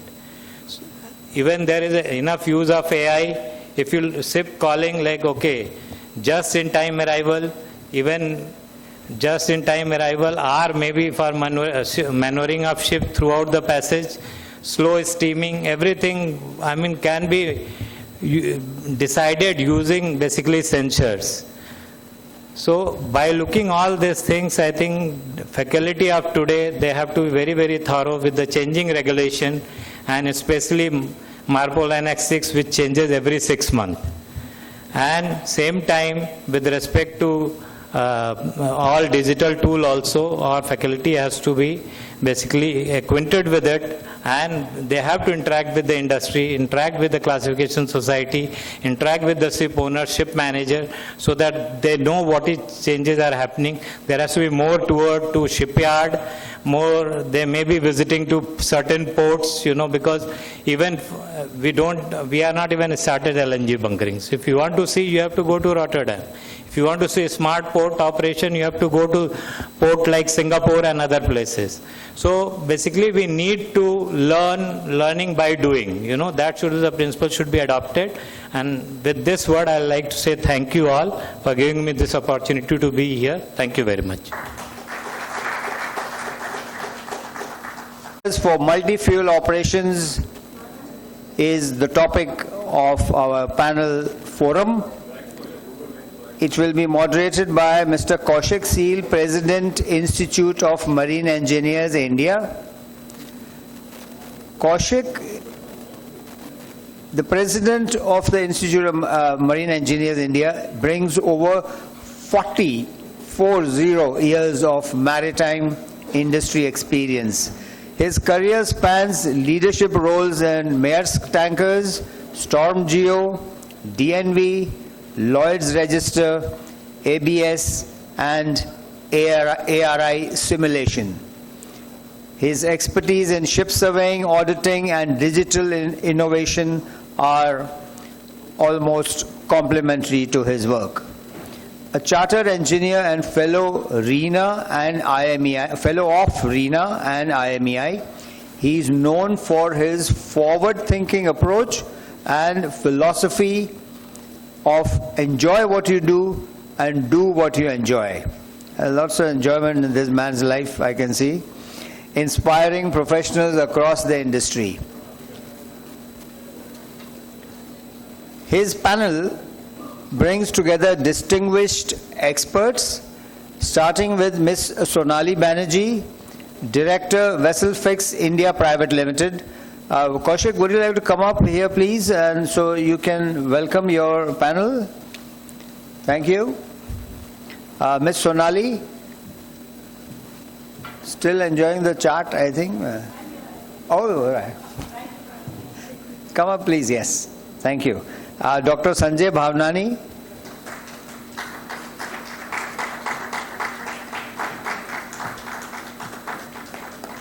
Captain Dr. Shashank Jagidar has excused himself. He had an emergency of sorts, but in his place we have Mr. Mohan Singh Pal, Director, METC.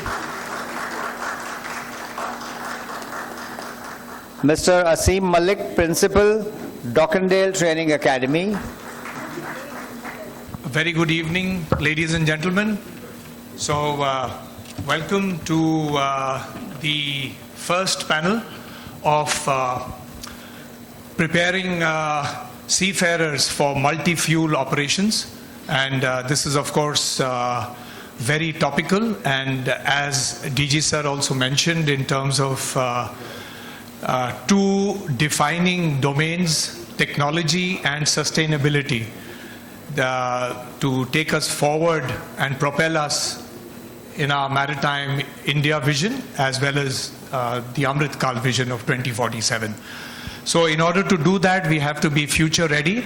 And in that endeavor, I'd like to thank the MTG and my dear friend Prabhat, whom I know for 45 years.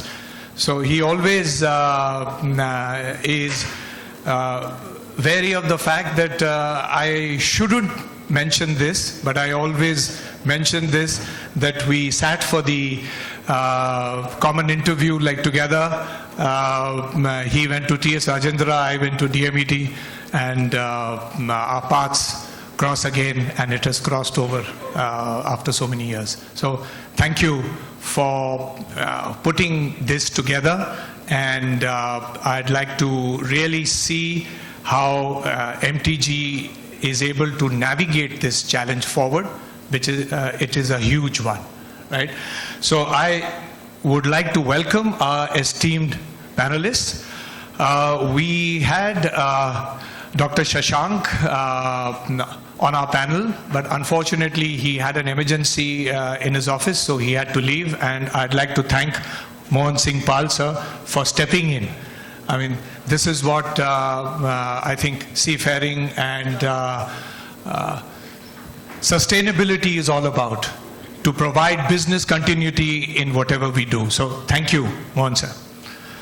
So without, sure, yeah, speaks volumes of our emergency response. Okay.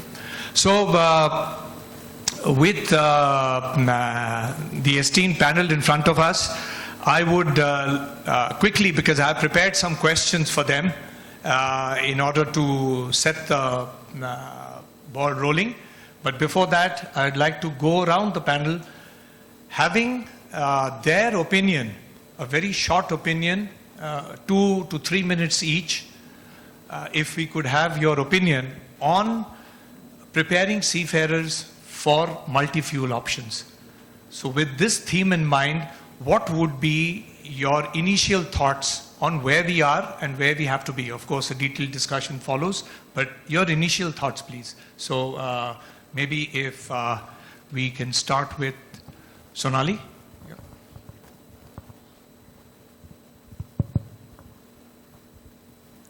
Good evening, ladies and gentlemen, and I would like to thank the MTG platform for giving me this opportunity to be able to be on the dais and speak on a topic that is so relevant to the industry today.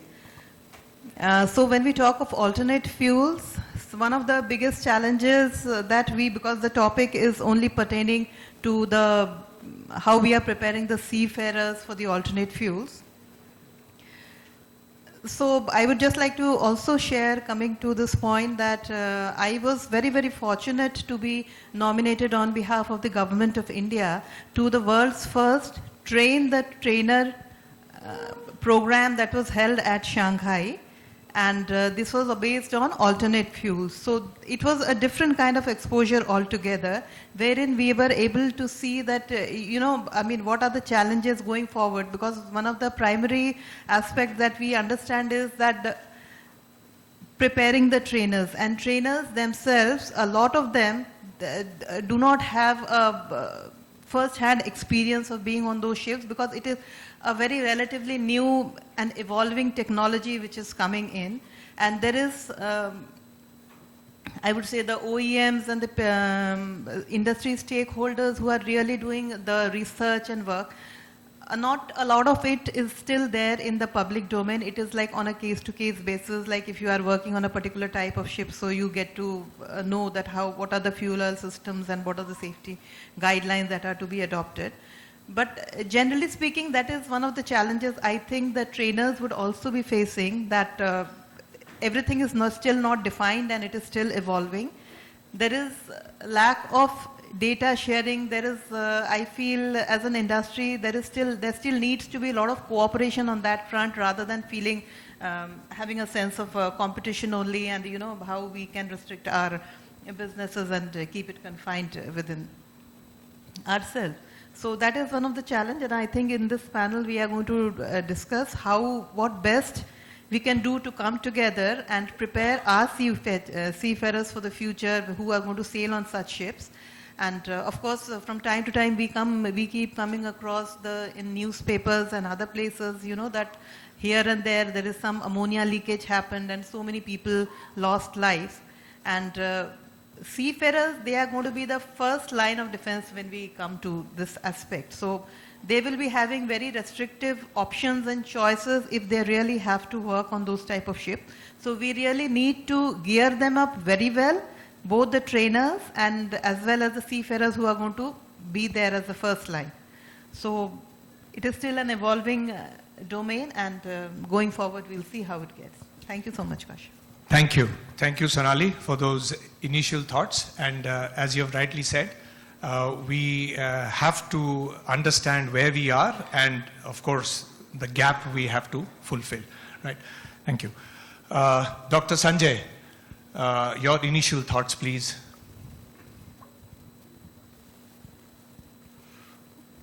Well, ladies and gentlemen, wish you a very good evening. It's indeed a big honor and also a very big pleasure for me to be here and being given an opportunity to just present my thoughts. Kaushik, as it is promised to be a good moderator to me, so I must, repay this particular thing back to him. Of course, thanks a lot, Kaushik, for that. So anyway, expressing my initial thoughts, I think alternate fuels is something which has really been a very big challenge for the entire industry over the last, I would say, at least 2 to 3 years, if not more, or maybe even more. Of course, if we don't include LNG there, LNG has been there since a long time. And the biggest problem here is that there are varying standards in various countries for various types of vessels, which are neither uniform nor they have been made in a very cohesive manner. I think this is indeed a very big opportunity for India. This is a huge gap, and India needs to be able to rise up to this challenge and try and see how it can contribute to this particular aspect being fulfilled in the best way. The two big challenges right now is we don't really have any fixed standards, although we do have quite a few guidelines which have been issued by the IMO about alternate fuels, also about the specific fuels, methanol, ethanol, and also about ammonia. And also, there's one thing about hydrogen. But then at best, they are just supposed to be guidelines. But India needs to use that as a starting point and see how it can be used as the foundation for making it as a standard kind of a following all over the world. Number two, another big challenge is we do not really have enough trainers to be able to impart this particular training. Having standards is one thing, defining competence and the outcomes is also something which is very important. But then to be able to achieve that, we need to have the required trainers for that. Now that is also something which needs to be looked at. We need to see what else is happening in the industry. Where do we have the various OEMs? Where do we have the various simulators? Where do we have the other kinds of experiences which are closest to what is going to be happening out at sea? And that's how we should be able to get this entire thing going. Finally, if we have a standard which can be then pushed to the flag states, pushed to the class societies, I'm sure we'll be on a way to be able to go forward and get this closer to it being a uniform standard all over the world. STCW is probably expected to have this only in the year 2029. And if we are able to get it done before that, and with the STCW coming in, I think it's just going to be a matter of shifting it from what we have achieved to what is really required to be achieved after STCW. I think we will be in a very, very good situation. So I'm sure with the strength of MTG and with the expertise of all the trainers in this country, which is absolutely phenomenal. I think as far as trainers are concerned, nobody can really beat India today. With so much of an experience here, I'm sure we can really do a very good job, and we will be able to take a very significant lead over all other countries in developing this kind of a concept. Thank you. Thank you. Thank you, Sanjay, for giving your initial thoughts. And yes, we are glad that forums like this present an opportunity to look at training in a holistic manner and look at the various tools and technology which is available with us. Yeah, so let's see and deliberate today, and let's have a few takeaways from this evening on how we can improve this situation. So thank you so much. Yeah, we have next Mohan sir, who has graciously boarded the dais. your initial thoughts. You are at the forefront of training on a daily basis with the Institute of Marine Engineers. So how would you view this as a challenge? Your initial thoughts, please. Good evening, ladies and gentlemen. First of all, thank you, MTG, for giving this opportunity. At the fag end, where we are filling up as a basically stopgap, and that is great that you thought of me. Thanks for stepping in. When we are talking about alternate fuels, okay, so first I would like to take you back to our basically sailing days, rather my own sailing days.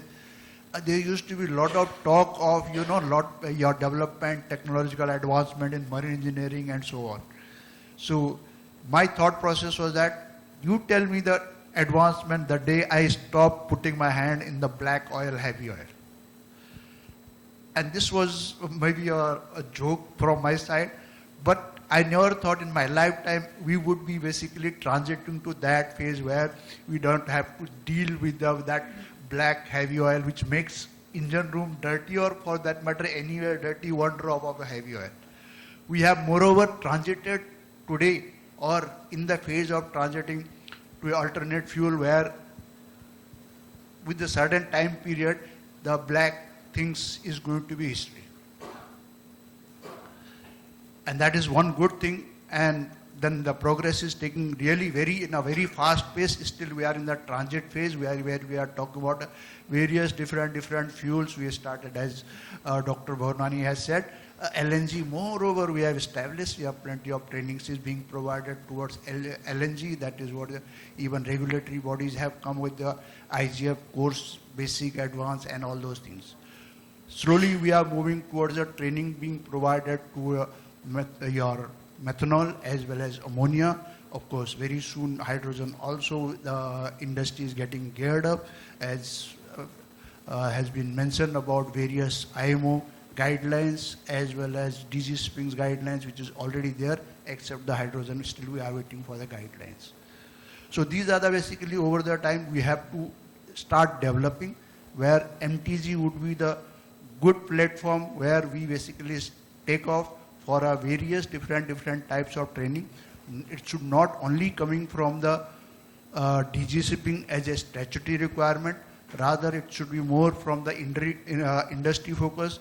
Industries should over the time develop various courses specific to your methanol, your ammonia, as well as hydrogen. And of course, we are looking forward for your nuclear fuel also, but that is still in the very nascent stage. So this is where the transition of your consumption of fuel being used on board ship is taking place. Of course, we as a trainers, we should also be updated. And where the trainers should be getting updated, the MTG would be one of the big platform where we should be over the time doing that professional development of all the faculty, all the trainers in the various MTIs. Recently, of course, DG Shipping has come with a draft circular about your including mass as well as your methanol, ammonia as a part of your curriculum, which we have got some of our class one, your candidates here. So they are, of course, you are reading various things, but this is going to be the for next batch onwards, where this was a part of your syllabus curriculum.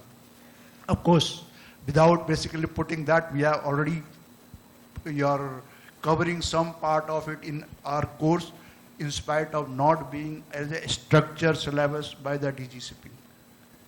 So this is where I would rather request each and every MTIs not wait for the regulatory bodies to come with a revised syllabus. There is always plenty of scope in the system where you can revise your syllabus, include your whatever latest things which is taking place. So with this, I would basically thank you very much again, this platform. Yeah, thank you. Thank you, Mohan sir, for giving your insights, valuable insights onto this. So let's then welcome at this point Asim Malik.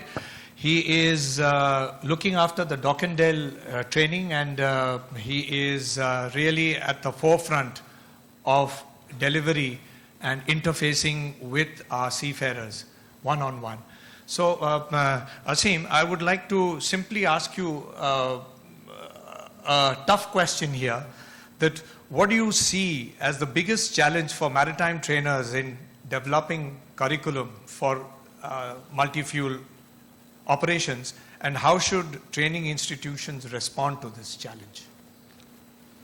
Good evening, everybody, and thank you for having me here, MTG platform, to answer your question. The biggest challenge that I see the maritime trainers here is that the technology is developing faster than the training framework. The maritime trainers are often required to develop a curriculum, which in other circumstances was good because we had a lot of information available in the industry.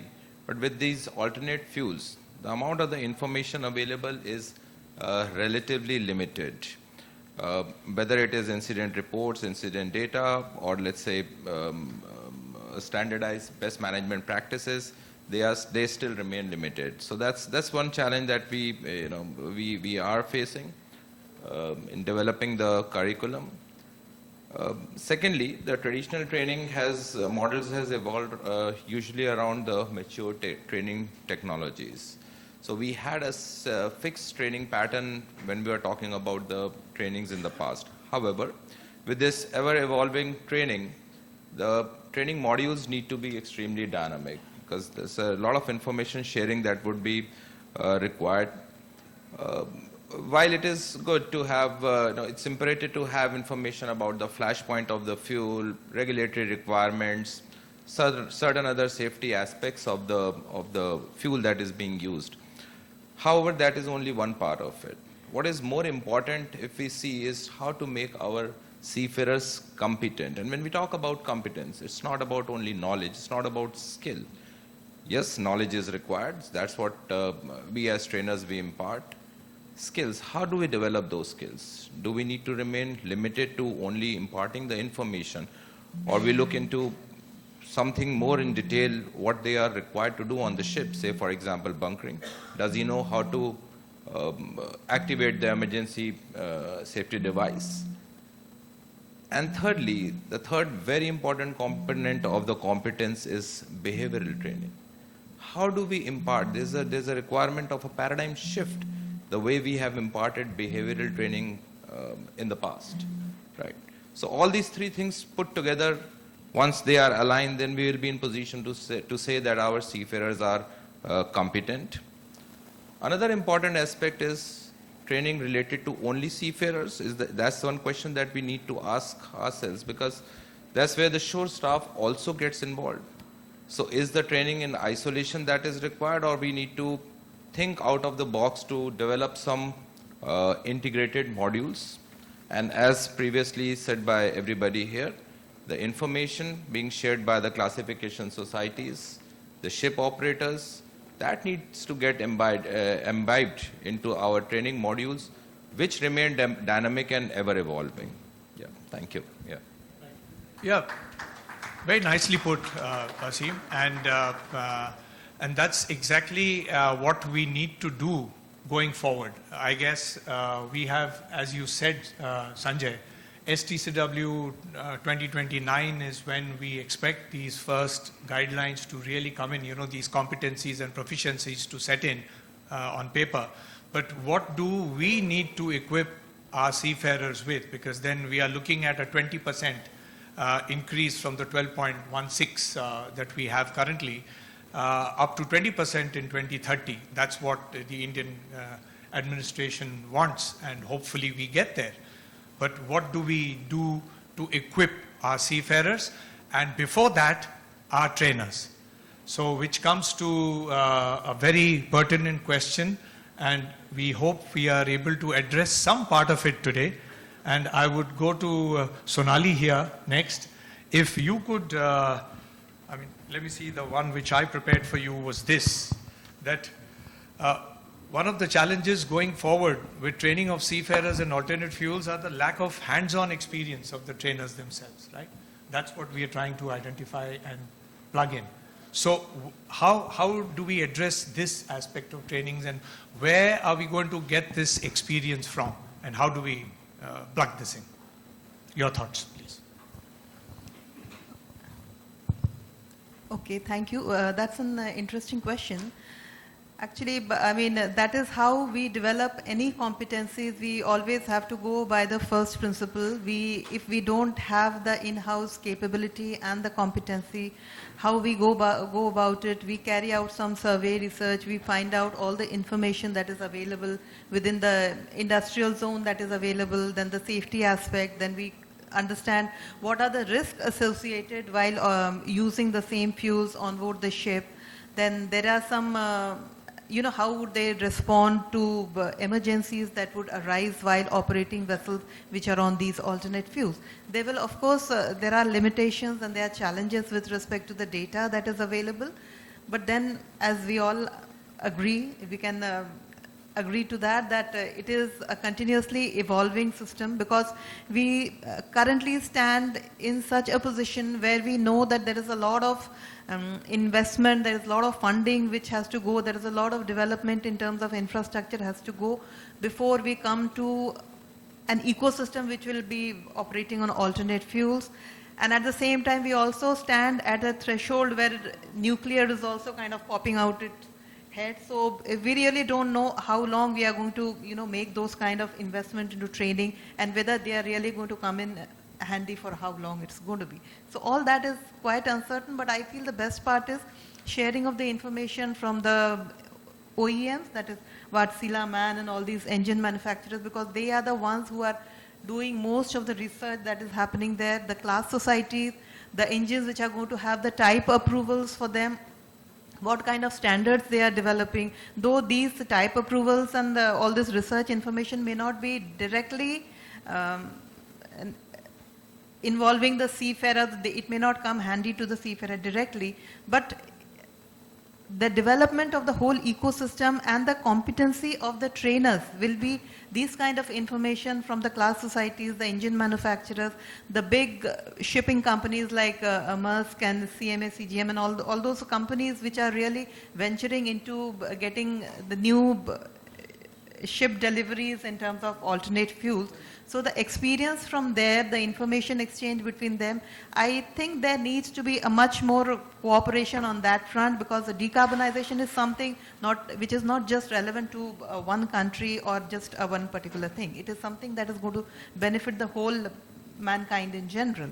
So there has to be a lot of cooperation from all the industry stakeholders if we really look at enhancing the information and the resources with the trainers. And of course, I feel, having been in the marine industry for a very long time now, we understand there is a lot of, I would say, stress which has all traditionally been associated with the marine industry, like technology, regulatory aspects, the legal aspect, the finances and all, which are very big terms. But we have, on a lot of occasions, we have neglected the soft skills part of it, which now we see that in terms of, when we talk of mental health and all those aspects, that is coming out.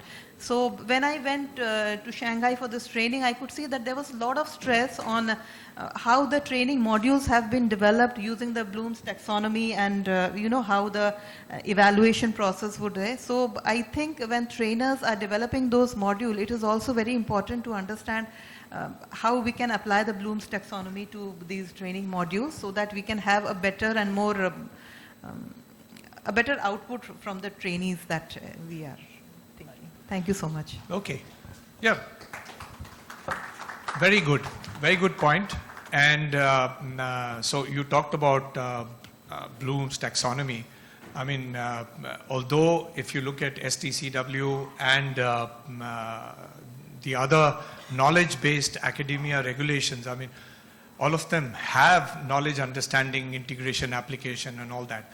But there is a gap in dissemination of that knowledge, right? And that's exactly why we are here in a forum like this, and that's exactly why MTG needs to act. Sanjay just mentioned we are 2 years away for formal regulations to come in. What do we do in the interim? Can we have a framework? And Sanjay, I would like you to respond to this. Can we have an interim framework where we come up with certain basic requirements of training standards, which can be then floated around to MTIs, and we have a trainer's base which can be made out of that. Your thoughts, Sanjay?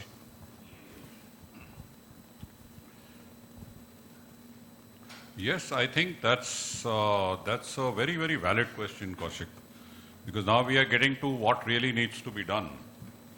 And we already have the STCW 5x3, the standard, which deals with the IGF. We already have that in place.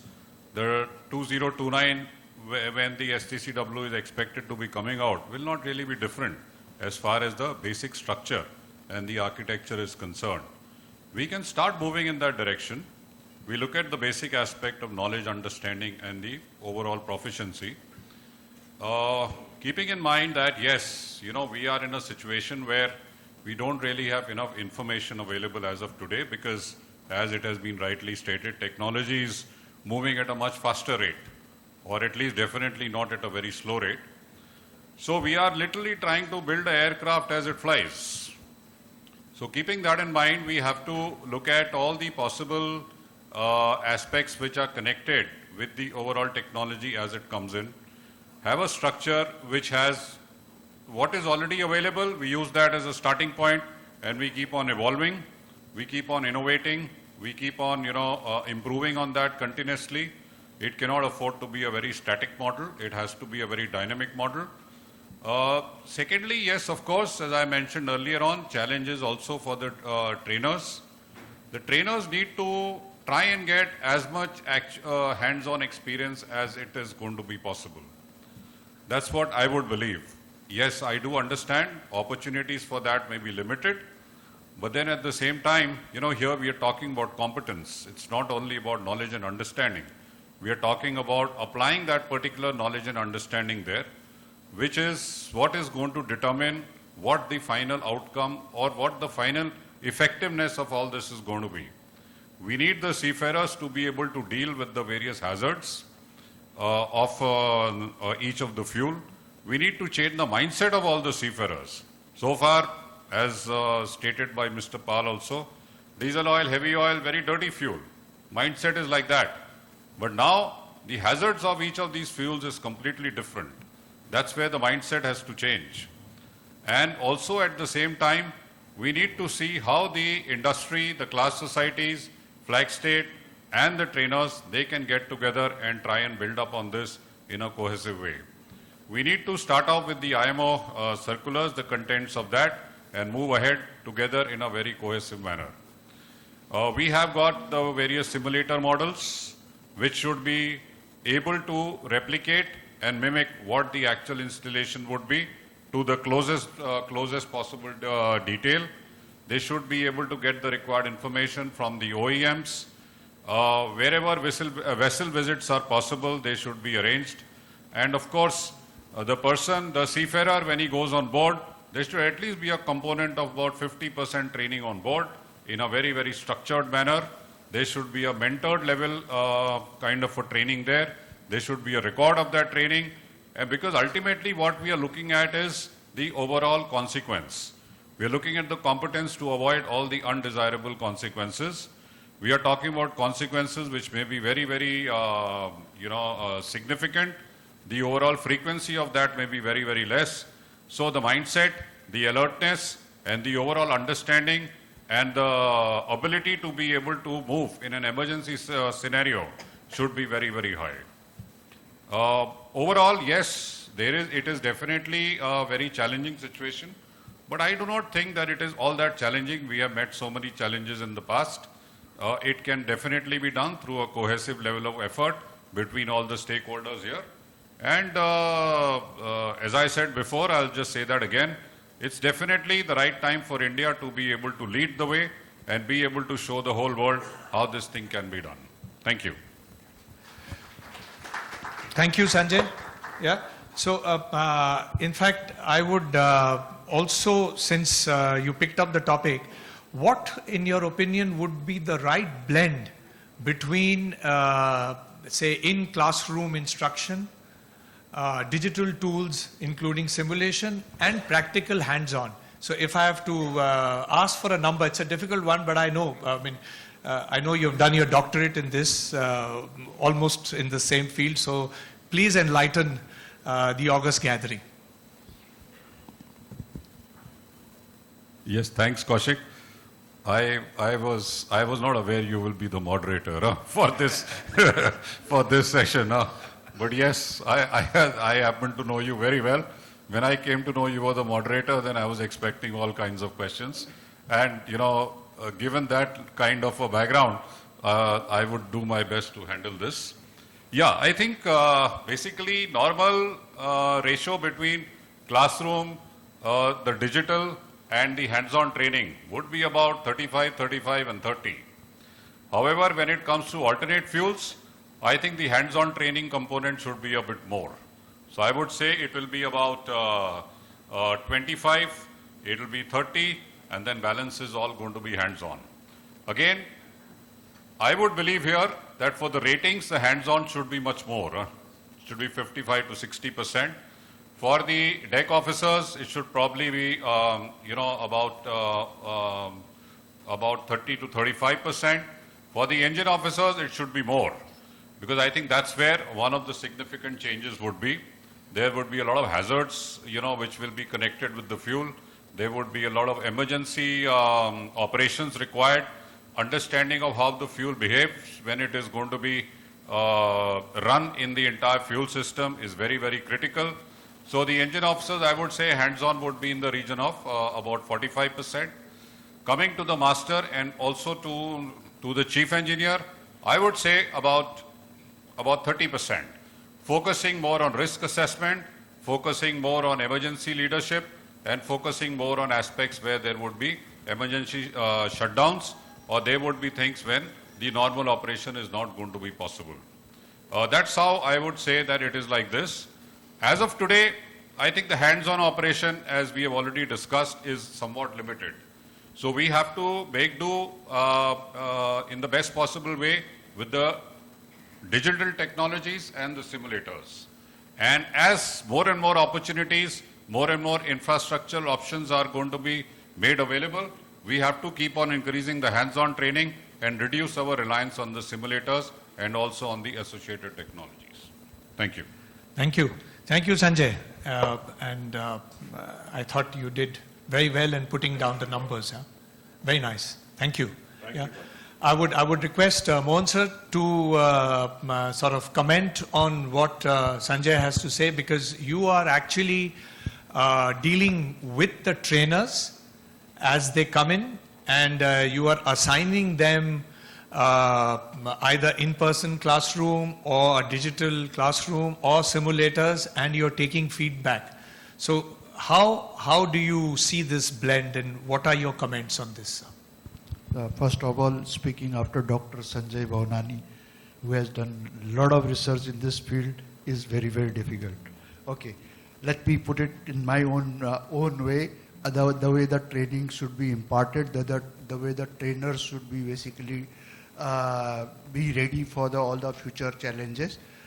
As we said that traditionally what we have been through is a mentoring on board a ship, and that was the best method of basically getting trained, but it is not cheap, it is very, very expensive, and nowadays it's one of the very rare thing which is basically being provided.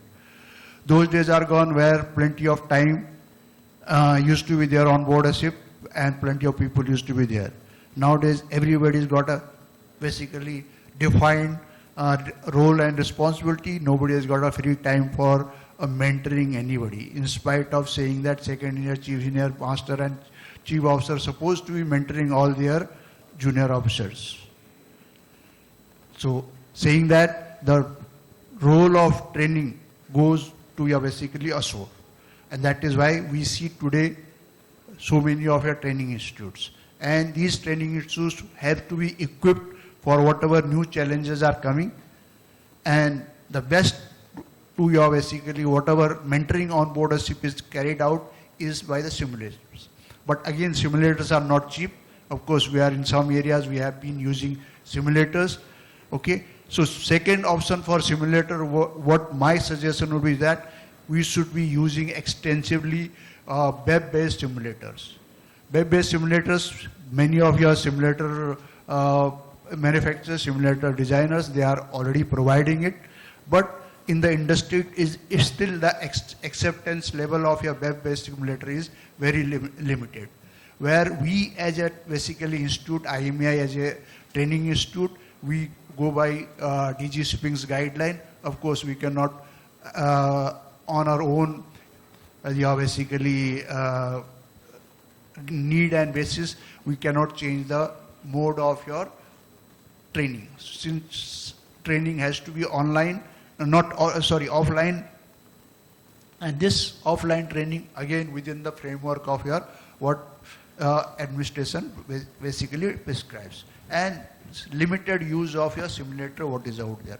Coming back to your classroom training, over the time, various different methods are being used for a traditional classroom training, where we have moved from your OSP to your various tools of your basically today we are talking about smart boards. Yes, over the time these are being used. But again, each and every trainers should be very much provided familiarization, I would say, or training onto that, or what we very simple say, train the trainers. I have not come across many of these trainers through the industry coming up, where the existing trainers, or I would say existing basically your faculty, their skills are being updated, their basically knowledge are being updated in a systematic manner. Of course, each and every faculty on whichever your mode, whichever resources they provide, they do on their own. So this has to come from the basically industry, okay, and platform like this, where more and more train the trainers program should be provided, specifically where we talk about your continuous professional development of your all the maritime faculties. So these, whatever today's topic we are talking about your alternate fuels, all the alternate fuels should be very much, particularly those we are not so familiar, like your methanol and ammonia. There should be special training provided for your trainers.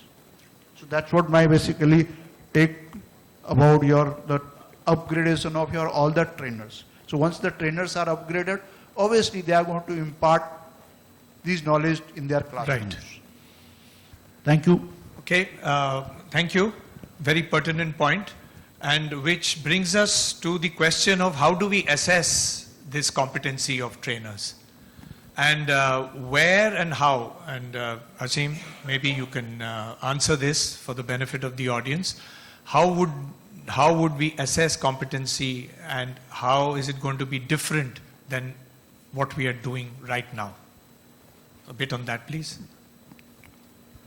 Well, we have spoken a lot about training, so thanks for asking this question. It's a very valid question. We do impart training, but how do we ascertain that what we are teaching is exactly what is required and that is actually doing the job that we expect it to do? So if you recall, the traditional our competency assessment methods is to ensure that the candidate is present in the class, and you carry out a post-assessment after the course, and in some cases we carry out a pre-assessment or maybe some kind of a formative assessments that we are carrying out during our courses. However, when we are talking about the alternate fuels, while these traditional assessment methods still hold valid, but they would not prove to be sufficient, I believe. Why? Because when we have to come out with the new tools, new out-of-the-box thinking, probably tabletop discussions, oral questioning, assessment on the job, onboard competence assessment, and verification. Because what's important for us is not to impart the knowledge, as I said before, to ensure that the skill is being developed and it's being used in the right direction. So when I'm talking about the onboard competency assessment, we are not limiting our assessment only to the technical aspects. We are also talking about the behavioral aspects. How is he able to apply the procedures? Is he applying the procedures or is he deviating from the procedures? And necessarily deviation from the procedures always may not carry the negative marking, because he might have very valid reason to deviate from the procedures. How is he applying his leadership principles? How is he doing the communication with his team? So all these aspects can be assessed only when the person is at the site on the job. Yes, to some extent on the simulators as well, but nothing better than doing the assessment while the person is on the job. So I think that's something which will be very valuable, helpful if we as an industry we start thinking into the process of onboard competence assessment part. Yeah, thanks. Right.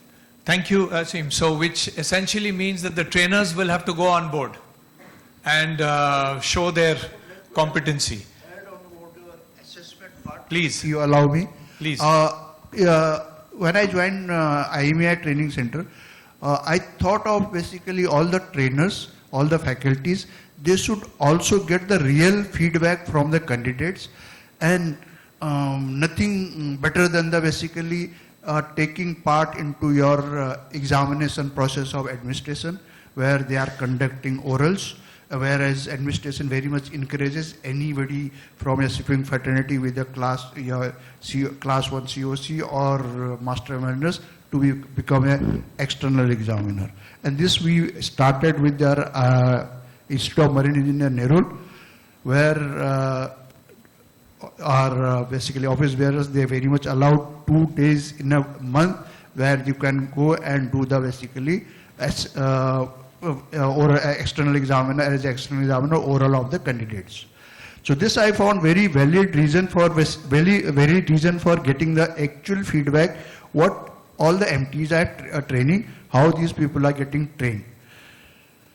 That, and when as a faculty, when we basically assess them on in the classroom, okay, many times, okay, we ask in the group of your 24 or 40 people, okay, this question answer, a couple of guys they answer, and we think that whole class knows about it. But the reality lies onto the when each and every candidate is assessed on individual basis when the oral is taking place, and that is time we realize that we as a trainers are not exactly doing the justification in the classroom. And same goes about your basically taking part into the examination, in the basically process of your evaluating the written exams.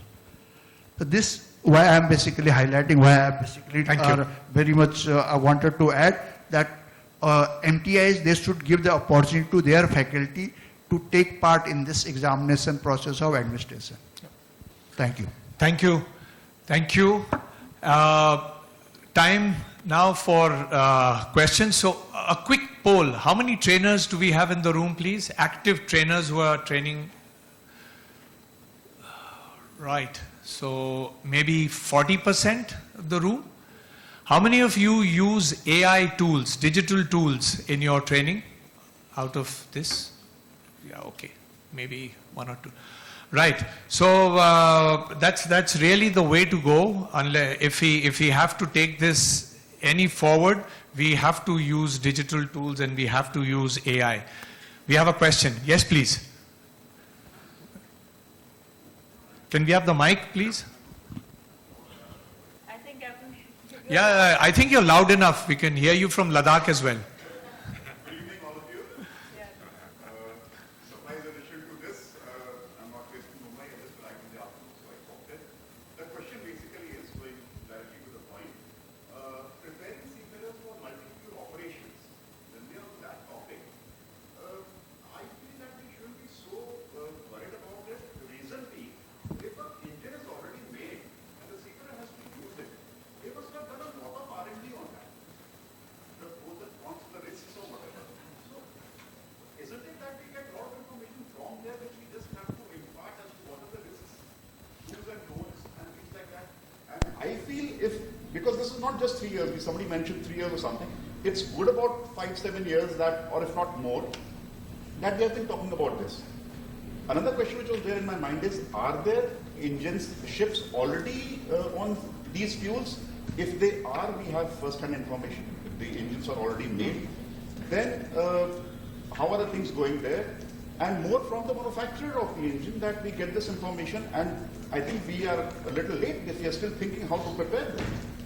Rather, if there are more newer fuels coming, we should be working on that so that, then we can say India is ahead of others. My question. Thank you. Thank you. Anyone? Or do you want me to respond? You go ahead. Thank you, sir. Nice, very good question. Actually, this was one of the points that I wanted to touch upon earlier. Now, there are two aspects to it, what you say. One is the kind of the fuels that are already available in the market and the ships are plying on that. For example, LNG. And they, you rightly said, they have been trained on that. Certainly, they have been trained on that. And I think that if we want to move in the right direction is to get those people who are sailing on board to join us in the training department when they are ashore. Let us call them here and they discuss about their experiences with us, and that's how we evolve in the training. Regarding the fuels that are not available in the market, well, there is a certain amount of training that is being carried out, but I don't think that would be full and final, because that would remain limited to that specific vessel perhaps. But that being said, yes, that is a way to start with, but in the long run, we will have to come up to a solution where even these boys and girls, they come to the institutes and teach us, and we keep evolving further. I hope that answers your query. Right. So, yeah. Okay, but a very shortened and a concise addition, please. Yeah. In the interest of time. Just to take the point which has been put forward by Asim ahead, I think, of course, LNG is a fuel which has been in use for several years, although the standards for that came in much later. So it was not really, something which was based on the standards. But a lot of companies had to do a lot of things in their own way. There was no uniform way of doing things. And one of the things which several companies, if not all of them, did was give extended amount of parallel sailing on these vessels. So there was a detailed program of having that level of cross-training from people who had sailed on non-LNG vessels before they could sail on LNG vessels to be able to get that experience hands-on, so that they are then going to become well-versed with all these things. Now, how do we extrapolate this aspect to the vessels which are coming up with the fuels which are very recent, like ammonia and all? See, these vessels are very, very, very few in number as of today. So we will not say it is zero, but I mean, given the kind of seafarers which would be required over the next 2 to 3 years, the kind of work which we have to do is going to be phenomenal. So there is a gap, and the gap is going to keep on increasing. So this is where the opportunity for India lies. We have to get in those standards from those very few vessels which exist, through whichever way is going to be best possible, and then impart that to the other seafarers who may then in turn get qualified to sail on these vessels. So this is what I actually meant by having that opportunity as far as Indians are concerned. Thank you. Well, not really. Available on the public, they are not sharing that information. Yeah, it's not. Suppose I want to have a pipeline diagram of any particular type, it is not so easily available in the public domain. And the companies who are having those type of vessels with them, that the training modules and everything is very restricted. So it is not something that is so easily available for everybody to share and learn. Yeah, and just to add to that, even if it's available, it's not available in a very structured manner. It may be available in bits and pieces. It may be available, okay, if this happens, this is what you need to do. As we have seen in the past also. Engine manufacturers do not like to give out all the information. Even with the conventional engines, we have seen this. So more so for these kind of engines, the information which is available is very scanty. It is just not sufficient to make the people competent enough. So this is the gap which exists. This is what we want to address. Right. Yeah, ladies and gentlemen, in the interest of time, we are actually completely spilled over. And when we are talking of fuel oil, we are looking at a spill valve, and the spill valve is now shut. So what we can do is, we can take the Q&A. The panel is right here. Are we going to have a break anytime, Kamal? Are we going to have a break after this, or we are just speaking? So we'll have final after the second panel. We'll have so maybe we can have the question and answers during that, because we are under tremendous stress here, right? Nonetheless, we'd like to take the opportunity to thank MTG for bringing this important topic. And this, we should tell you, Prabhat, that MTG is one such organization which can bring in this entire thing together and go to academia, go to the engine manufacturers, go to administration and pull everything together. So you are in that right direction. So please do that and make this happen.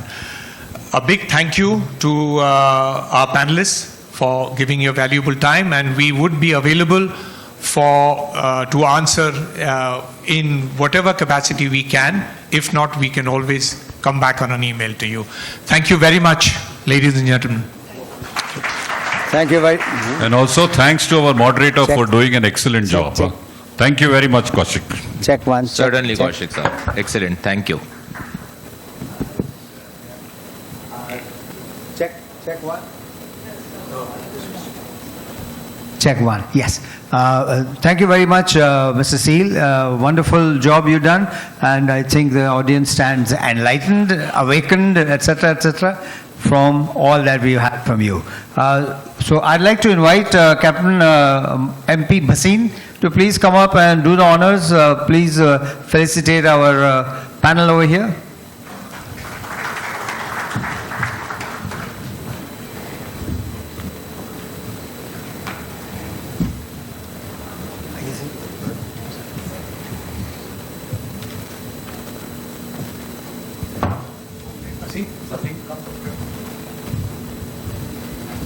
Yeah.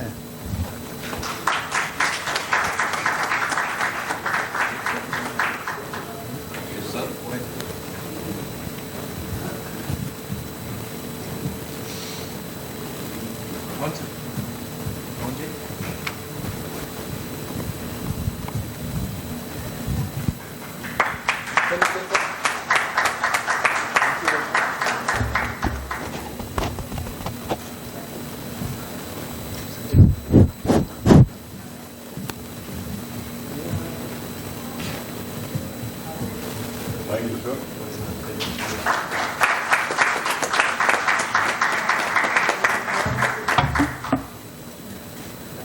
Thank you very much.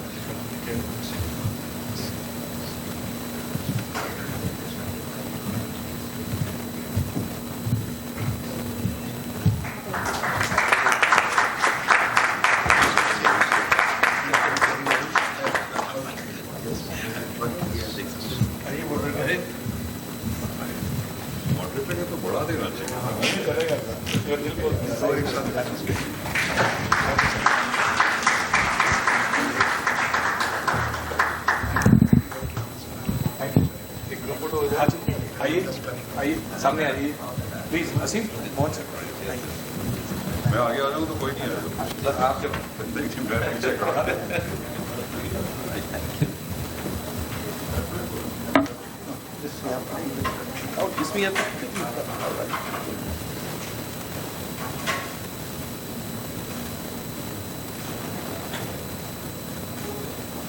Thank you. Thank you.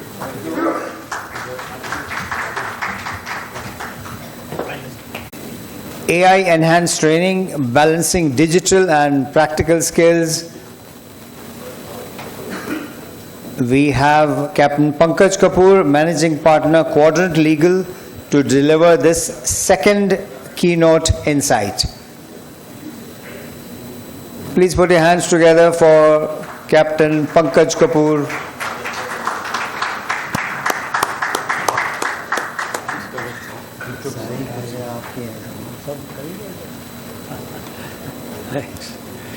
Thank you. Good evening, ladies and gentlemen, colleagues. A big thank you to MTG. I recall that Captain Prabhat had, during one of my visits to Chandigarh, we enjoyed, after a lovely dinner, we enjoyed a beautiful pan, and thank you for that. Yeah? I believe that is one of the qualifications for me to be here today. In the previous session, Mr. Seal took a vote, where everybody said they use AI tools for teaching. Frankly, ladies and gentlemen, I am not the right person to be here. There was another gentleman who was supposed to give this keynote address, but at the last minute, some emergency, and I was asked to take over. The only two qualifications I have to be here today is that gentleman was my client. As a lawyer, he was my client. And the second qualification is that I have the most beautiful bald head here. So that's the reason. Ladies and gentlemen, during my time in the Niti Aayog, where we were to draft India's maritime policy, Mr. Amitabh Kant, who was heading the Niti Aayog at that time, is the blue-eyed boy of our Prime Minister. So our Prime Minister actually walked into our room. He had come to meet Mr. Kant, but he walked into the room where we were having meeting, and he said, there are two industries in any country, for any country to progress, there are two industries which should be successful. One of them is, of course, agriculture, and the other one was shipping. This was very close to our Prime Minister's heart. And the second thing he said was, you were a sailing captain. What made you become a lawyer? So, ladies and gentlemen, my answer was, Sahab, life was very good, rasta bhatak gaye, aur vakil ban gaye. So, I am a lawyer now, a practicing lawyer, so a lot of my keynote address will be interspersed with legal cases, real life cases. We have tied up with a firm. My topic for today is AI enhanced training and how does it merge with the skills on the ship. So we have tied up with an Israeli cyber security firm called Cydome. If you Google it, you'll find they are one of the best in maritime cyber security. We have tied up with them. And we actually approached a ship owner and said, we are going to do ethical hacking of your ship. The ship was following one of the traffic lanes in the English Channel. We told the ship owner, the master was aware of it. The Cydome was sitting in Israel, we were sitting in Bombay. It took us just few seconds, we hacked into the GPS of that ship. All that we did was, in the GPS, we shifted the position of the antenna from the starboard side of the Monkey Island to the port side. And the master immediately called us and said that his ship is now appearing in a different lane. So, friends and colleagues who are present here, it's always good to be AI trained. Yes, I agree. But at the same time, you should be able to use it. We should not become servant of the technology, but we should know how to use that technology. So the whole purpose of this exercise, this ethical exercise, was certainly not to expose the weakness in technology, but it was to demonstrate a critical importance. It just takes a $20 equipment available on the Amazon to hack into a ship's equipment. There was a ship in Singapore. It arrived in Singapore, and the Singapore authorities told that we can't see you on our AIS. The ship owners, they arranged a technician. For 1 hour, the ship appeared and then disappeared again. It happened thrice. Ultimately, the ship owners got so fed up they decided to change the AIS completely. Once again, it appeared for half an hour or 1 hour and disappeared. And then they, in fact, went into the investigation and they approached the Singapore police. What they came to know was the MMSI number of that AIS was hacked by 2 drug smuggling ships. And they were using that MMSI. So, ladies and gentlemen, what is important here is that, yes, we should train our people. They should be trained for AI, 100%. That's the new thing, they have to be trained. But we should also tell them how to recognize if any of their equipment is hacked. They can't repair it, of course, but they should be able to recognize it. And that also a training which should be given to our newcomers, When we went out to sea, our experience was our database. The chief engineer could listen to the sound of an engine and say, look, there is some problem. The master could, when we were masters, we would go out and, we'll do this. I'll look at the wind direction and look at the cloud, and we could make out that, yes, there is a forthcoming storm. The maritime industry has now completely changed. Those days we were doing hand steering, we had 24 hours of hand steering, now we have automatic steering. A lot of things have changed in the past few years, and we should have people trained for that. The maritime industry has now reinvented itself multiple times from the time we joined. See, I think I'm one of the antique pieces now in the maritime industry. But we moved from sail to steam, from sextants to satellite navigation, from paper charts to EGDIS, and from manual engine logs to integrated digital platforms. But we must not forget, allow me to repeat, we must not forget that an important lesson we must learn from the history, and that is technology has always rewarded those who have learned from it and learned to use it wisely, and not those who have surrendered to it. Artificial intelligence, yes, it's already changing the way we train our seafarers. Imagine a cadet who struggles with the calculation of stability. Now all he has to do is put it in his laptop, and he gets answers for every problem. So AI tutor does identify the weakness. It creates a personalized experience for everybody, creates different exercises for different people, and creates an individual learning style. Learning now becomes a continuous thing rather than confined just to classrooms. Simulators too are becoming smarter. Suddenly the trainee is no longer following a script. In fact, he is solving problems. Now, before joining a ship, a cadet can walk through an entire engine room using virtual reality. We have Mr. Pushkal Kapoor here. He's the one who's training people for virtual reality. He can sit, inspect ballast tanks through augmented reality, practice emergency procedures. When they finally step on board, environment already feels very familiar, but they are not ready for any emergency. Let me give you a very interesting story. There was a very, I think, name of the ship, it's skipping my mind. I told you I'm going to give you a lot of case laws. So there was a very famous passenger ship belonging to an American company, and it was supposed to be one of the best. All the officers on board, on the bridge, all the navigating officers, they were busy with all the beautiful lady passengers, showing them on the bridge and showing around the moon and the stars. Nobody bothered to check the position. One fine day, instead of Baltimore, at 14 knots, they ran aground at Florida, some nearly 500 miles south. And everybody wondered what happened. A ship moving at 14, 15 knots suddenly runs aground. Everybody wondered what happened. When we go on the bridge, we see a lot of navigation. All the navigating officers will know.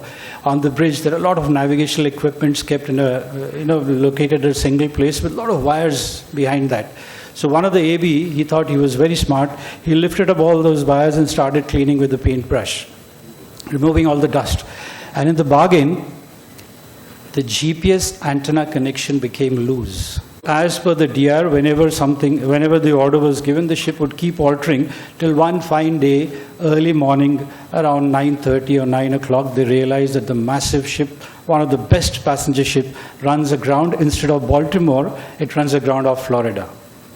So we may have AI, we may have everything, but ladies and gentlemen, it is the skill which is very important. So we need to merge artificial intelligence with the skill of the people.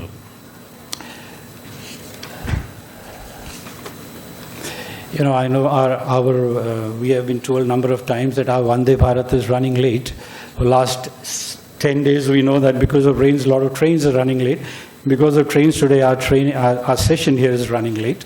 So I've reduced my 4-page thing to just 2 pages. So give me few more minutes. Yeah, I remember that. Name of that passenger ship was Royal Majesty, in case you wish to have a look at it later. Somebody was talking about, we should train our people for LNG and for different kind of fuels and for bunkering. So that reminds me of there is a convention, there is a legal, I told you I'm a lawyer, so I'll keep hinting to that. There is a convention called Civil Liability Convention Bunkers. We should all be aware of it, that if case there is a spillage because of bunker, it is possible for the local authorities to move against us. It's permitted under law, not permitted under CLC oil, but permitted under CLC bunker. Just thought of sharing that. Because recently we have done a case in Singapore where there was a spillage while bunkering, and I keep telling whenever I interact with chief engineers and masters that whenever bunkering is going on, please don't spare anybody. Be after their blood, because if there is a spillage, they can take you to court. But CLC oil, no. Under Section 3, Article 3, Subsection 4 of CLC oil, it says that they cannot make any kind of a claim against the employees of the ship owner. But bunkers, yes, they can. So, consider another example. We have now modern weather systems. You know, like I said earlier, the captain used to go out and feel the wind and look at the clouds. But now we have modern weather systems.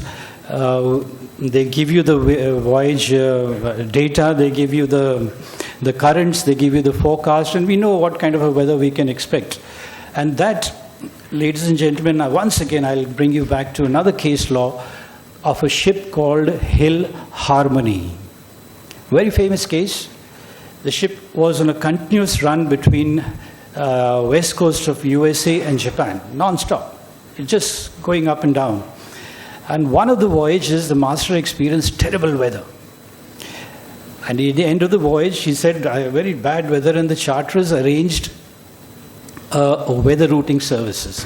And weather routing services once again told the master that please go, because of Great Circle, please follow the Great Circle route and go north of Aleutian Islands. Master said, no, I'm not going. I've just come from north of Aleutian Islands, and we were bashed. We were about to sink. I'm not going. And he took a rum line course straight to west coast of Africa.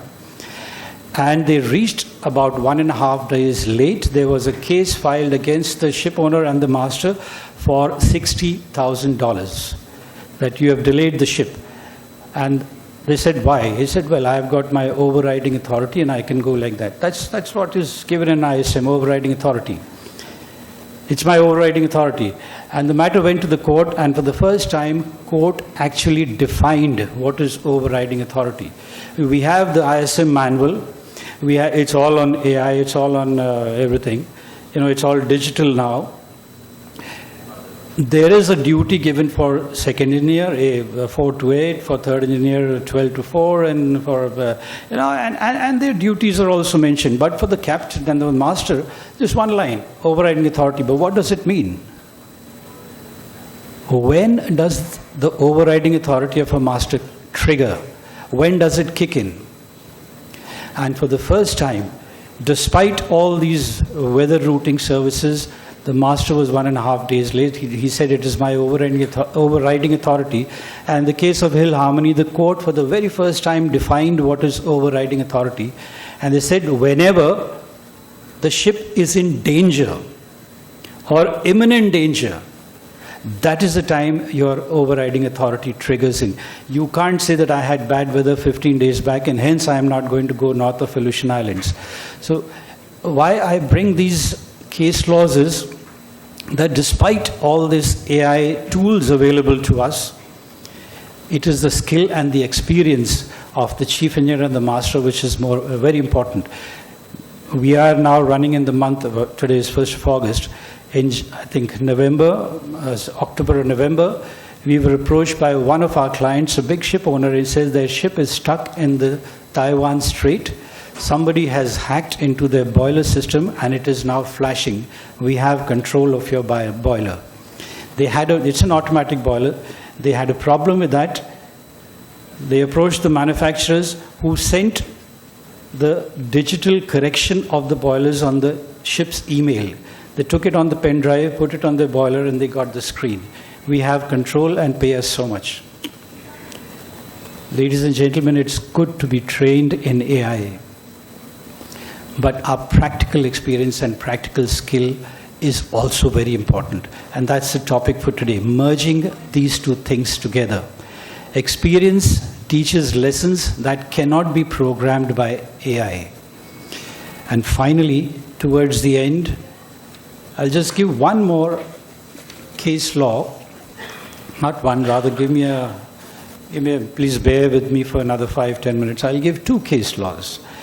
There's a ship, we have all the possible, we have EGDIS, we have GPS, we have DGPS, and we have EGDIS tracking our route, and the ship is in the middle of a channel of a port called Saldanha Bay, fully loaded bulk carrier, coming out of Saldanha Bay. The tugs which were used for unberthing are standing by. They have been cast off and they're waiting for the next ship to come in.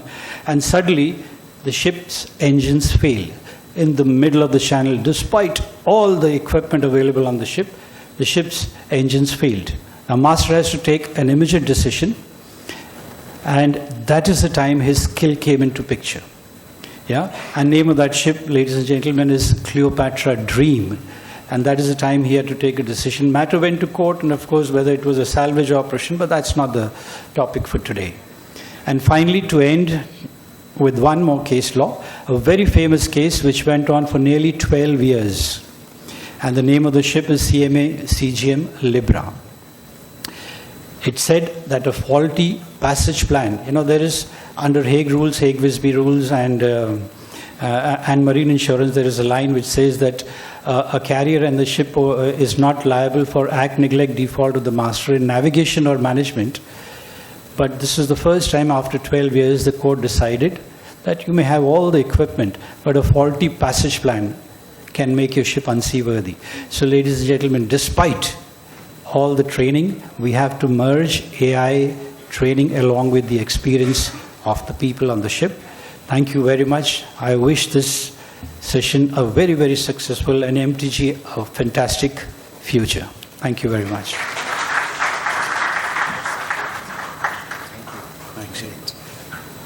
May I have Mr. Ajay Chatterjee please come up and felicitate our speaker here, Captain Kapoor.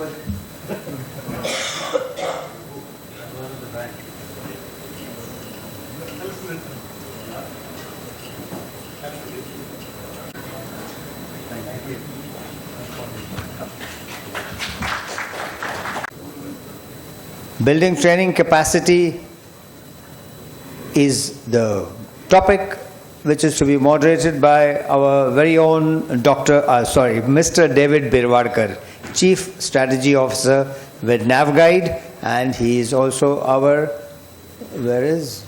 Okay. Oh, there you are. Okay, I was afraid everyone is disappearing. First the photographer, now Mr. Birwadkar. Yes, David, we'd like to have you appear on stage, please. David is a seasoned maritime leader with nearly 4 decades of experience. His distinguished career includes senior roles at SCI, Wallum, SR Shipping, Anglo-Eastern, and the Great Eastern Shipping Company, where he led fleet management and training. David, come up here. A respected contributor to classification societies and industry forums, he has chaired IMEI's Mumbai branch and convened InMarco 2022. Honored as a Maritime Icon of the Year 2024, he continues to shape maritime education and training with strategic vision and innovation. Big hand for David, please. His panel features Mr. Tejinder Pal Singh Bhamra, Principal Anglo-Eastern Maritime,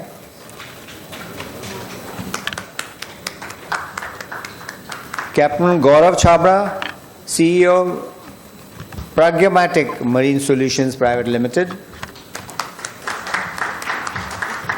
Captain Viraf Chijgar, General Manager and Principal, Fleet Management Training Institute. Mr. Pushkal Kapoor, Director, ISF Group. And Mr. Swapnil Tamhankar, Senior Assistant Professor, Tolani Maritime Institute. David, all yours.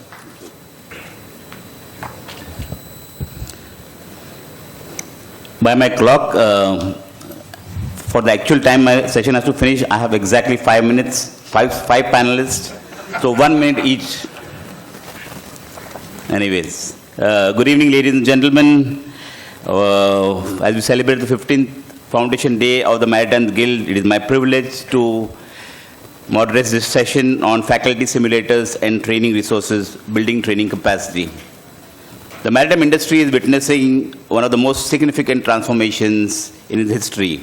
Artificial intelligence, digitalization, immersive technologies, alternative fuels, smart ships, automation are rapidly changing the way ships are designed, operated, and managed. However, while technology continues to evolve, one fact remains unchanged.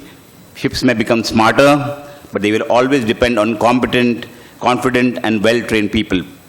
And that is precisely why today's discussion is so relevant. Building training capacity is not simply about buying more simulators or introducing artificial intelligence into classes. It is about creating an ecosystem where experienced faculty, effective teaching methodologies, modern technology, and industry collaboration come together to prepare future-ready seafarers. So over the next 43 minutes, we hope to move beyond theory and discuss practical ideas that maritime institutions, regulators, and industry can adopt to ensure our training systems remain globally competitive. We are fortunate that with us we have an outstanding panel representing maritime education, simulator training, leadership development, and technological innovation. So let me briefly introduce our distinguished panelists. So we have Captain Viraf Chijgar, Principal and General Manager, Fleet Management Training Institute. Let's have a big round of applause for Viraf. Mr. Tejinder Bamra, Principal, Anglo-Eastern Maritime Academy. Huge applause for Tejinder. Mr. Pushkal Kapoor, Director, ISF Group. Captain Gaurav Chhabra, CEO, Pragmatic Marine Solutions Private Limited. And last but not least, Mr. Swapnil Tamhankar, Senior Assistant Professor, Tolani Maritime Institute. Gentlemen, thank you for joining us this evening. Let's move straight into the questions which we have relevant to the topic. So, Captain Viraf, I would like to begin with you. Because simulator-based training has become one of the cornerstones of maritime education. At the same time, institutions continue to face challenge of balancing investment, accessibility, and quality. So as training technology becomes increasingly sophisticated, every institution is asking the same questions. How do we invest wisely while ensuring meaningful learning outcomes? So my question is, simulators are capital and operating cost intensive. So what practical approaches can support wider implementation while balancing training, quality, accessibility, and cost? Thank you, David, sir. Good evening, everybody. To begin with, that is the question is, do we need to spend? Now, I just want to share something I noticed on social media a few days back. A very reputed MTI, university in fact, is congratulating somebody, a cadet on, excuse me, campus selection. And it says, congratulations for moving from a classroom charts to ocean routing now. Now, just a thought-provoking question, it's rhetoric. This youngster is going to be using, he's going to pass out as a certified OOW and be using ECDIS come what may in 2030, undisputed. And yet we are discussing classroom charts. So the question of, do we need to spend? I think it's self-explanatory. You have to spend on the tech, you have to spend on the simulators. We need to be having ECDISs, not yesterday, few years before, replacing the paper charts in our chart room. Now, since we now know that we have to spend, how do you curtail the spendings? First thing, it's always been a challenge with our industry. We don't discuss it in public forums, but we look at each other as competitors. The day we look at each other as collaborators, this problem gets resolved.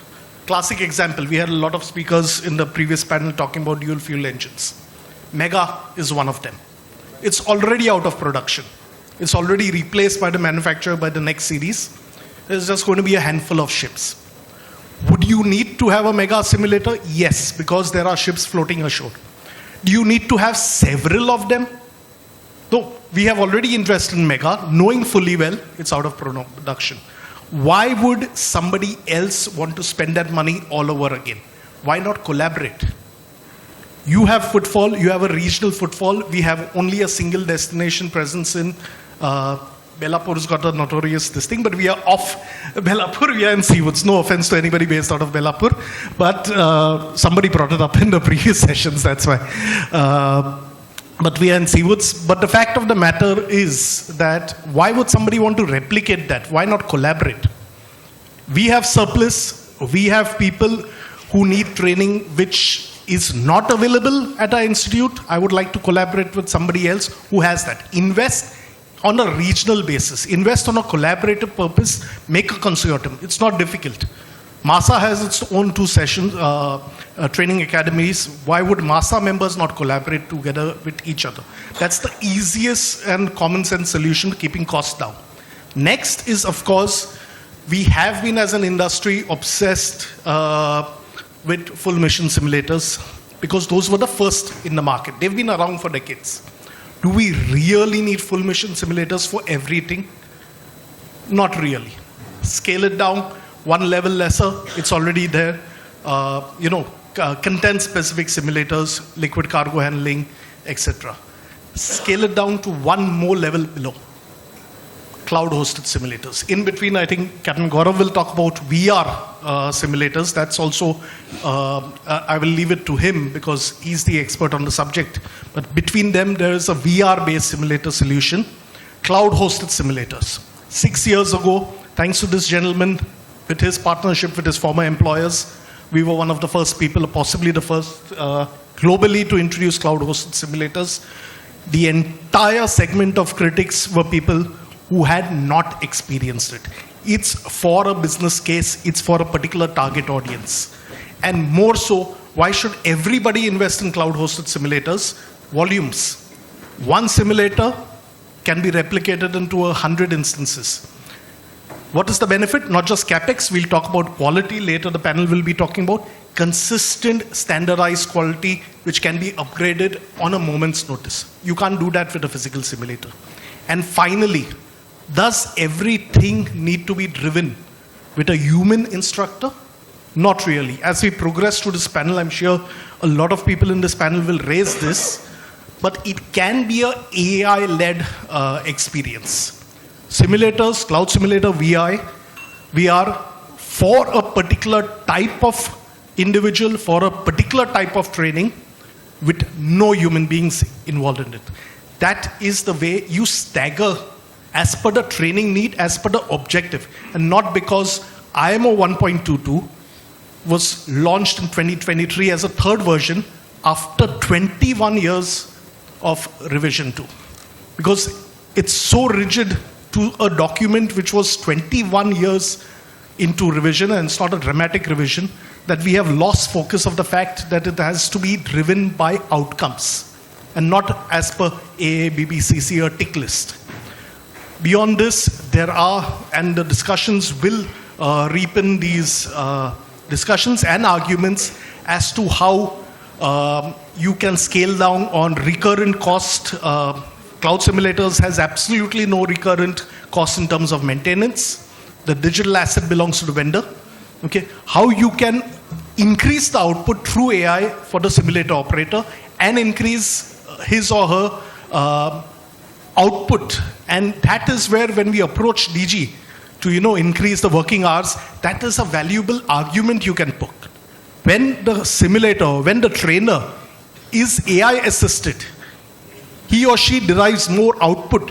When the output is greater in those 4 hours, then he or she has lesser workload. You can extend it to 5, you can extend to 6. When you have these kind of arguments or, genuine this thing to the flag, to DG, I think they will be a little more approachable, and thanks to this new committee in, I think that's going to move forward better. The other aspects also, but I guess the clock's ticking. Thank you, sir. Indeed, the clock is ticking. So thank you, Captain Viraf. So one point that stood out is the technology itself is no longer the differentiator. It is how effectively we use it. So obviously that brings us to the artificial intelligence. So my next question is to Tejinder. So AI is finding its way into almost every aspect of education, from personalized learning to assessment and content creation. So the challenge is no longer whether AI will become part of maritime education, but where it can genuinely add value without compromising the fundamentals of professional competence. So the basic question is, which area or domain of pre-sea maritime training is best suited for the use of AI? Thank you, sir. So I will limit my point for the pre-sea domain, because that is what I'm handling for last 14 years. I feel, and I have observed with the cadets, that AI can be very well implemented in terms of observatory procedures like watchkeeping, engine room watchkeeping, as well as bridge watchkeeping. Because that is one area on board ship we have noticed that the number of the months which is assigned earlier, maybe 20 years ago, that has come down. And if a cadet join a brand new ship, definitely he will have a lesser experience in doing the troubleshooting or actually identifying what is going wrong with the machinery or as far as colleagues are concerned. So AI enabled modules will be very, very helpful in the watchkeeping routines, one area. Second area, something to do with the predictive maintenance. Now we already have team-on arrangement, tail shaft monitoring, the heavy motors, the bearing condition monitoring. It can be further enhanced so that a pre-warning can goes to the operator, at least that something is going to go bad. Third area will be maritime communication and language skills. Now, I think Parashar Saab was saying that the cadets who are joining, they are from rural areas, not even from tier 3 cities. And there is a feedback which we regularly get from the ship master that the language skills are very, very poor. So a software which is supported by AI, in which you can pick up 4 or 5 languages, and the different skills in the language skill, whether reading skill, listening skill or writing skill, whatever is being lacking, that can be developed very nicely. So these are the 3 areas for the pre-sea where AI can be very, very beneficial, and it has been tested in few of the domain. But when we talk of hands-on skill, I'll give you an example of a welding simulator, which we first thought, okay, we will try to reduce the hours from the actual welding, and we had a welding simulator by a company known as Skillvary. In the simulator, yes, he knows the distance between the tip of the electrode and the actual job piece, how much, and he plays nicely. But when we ask them to come in the welding booth and do the electrode distance, they are not able to maintain. So the hands-on skill has to be done by the instructor, has to be led by the instructor. Same goes for a deck cadet also.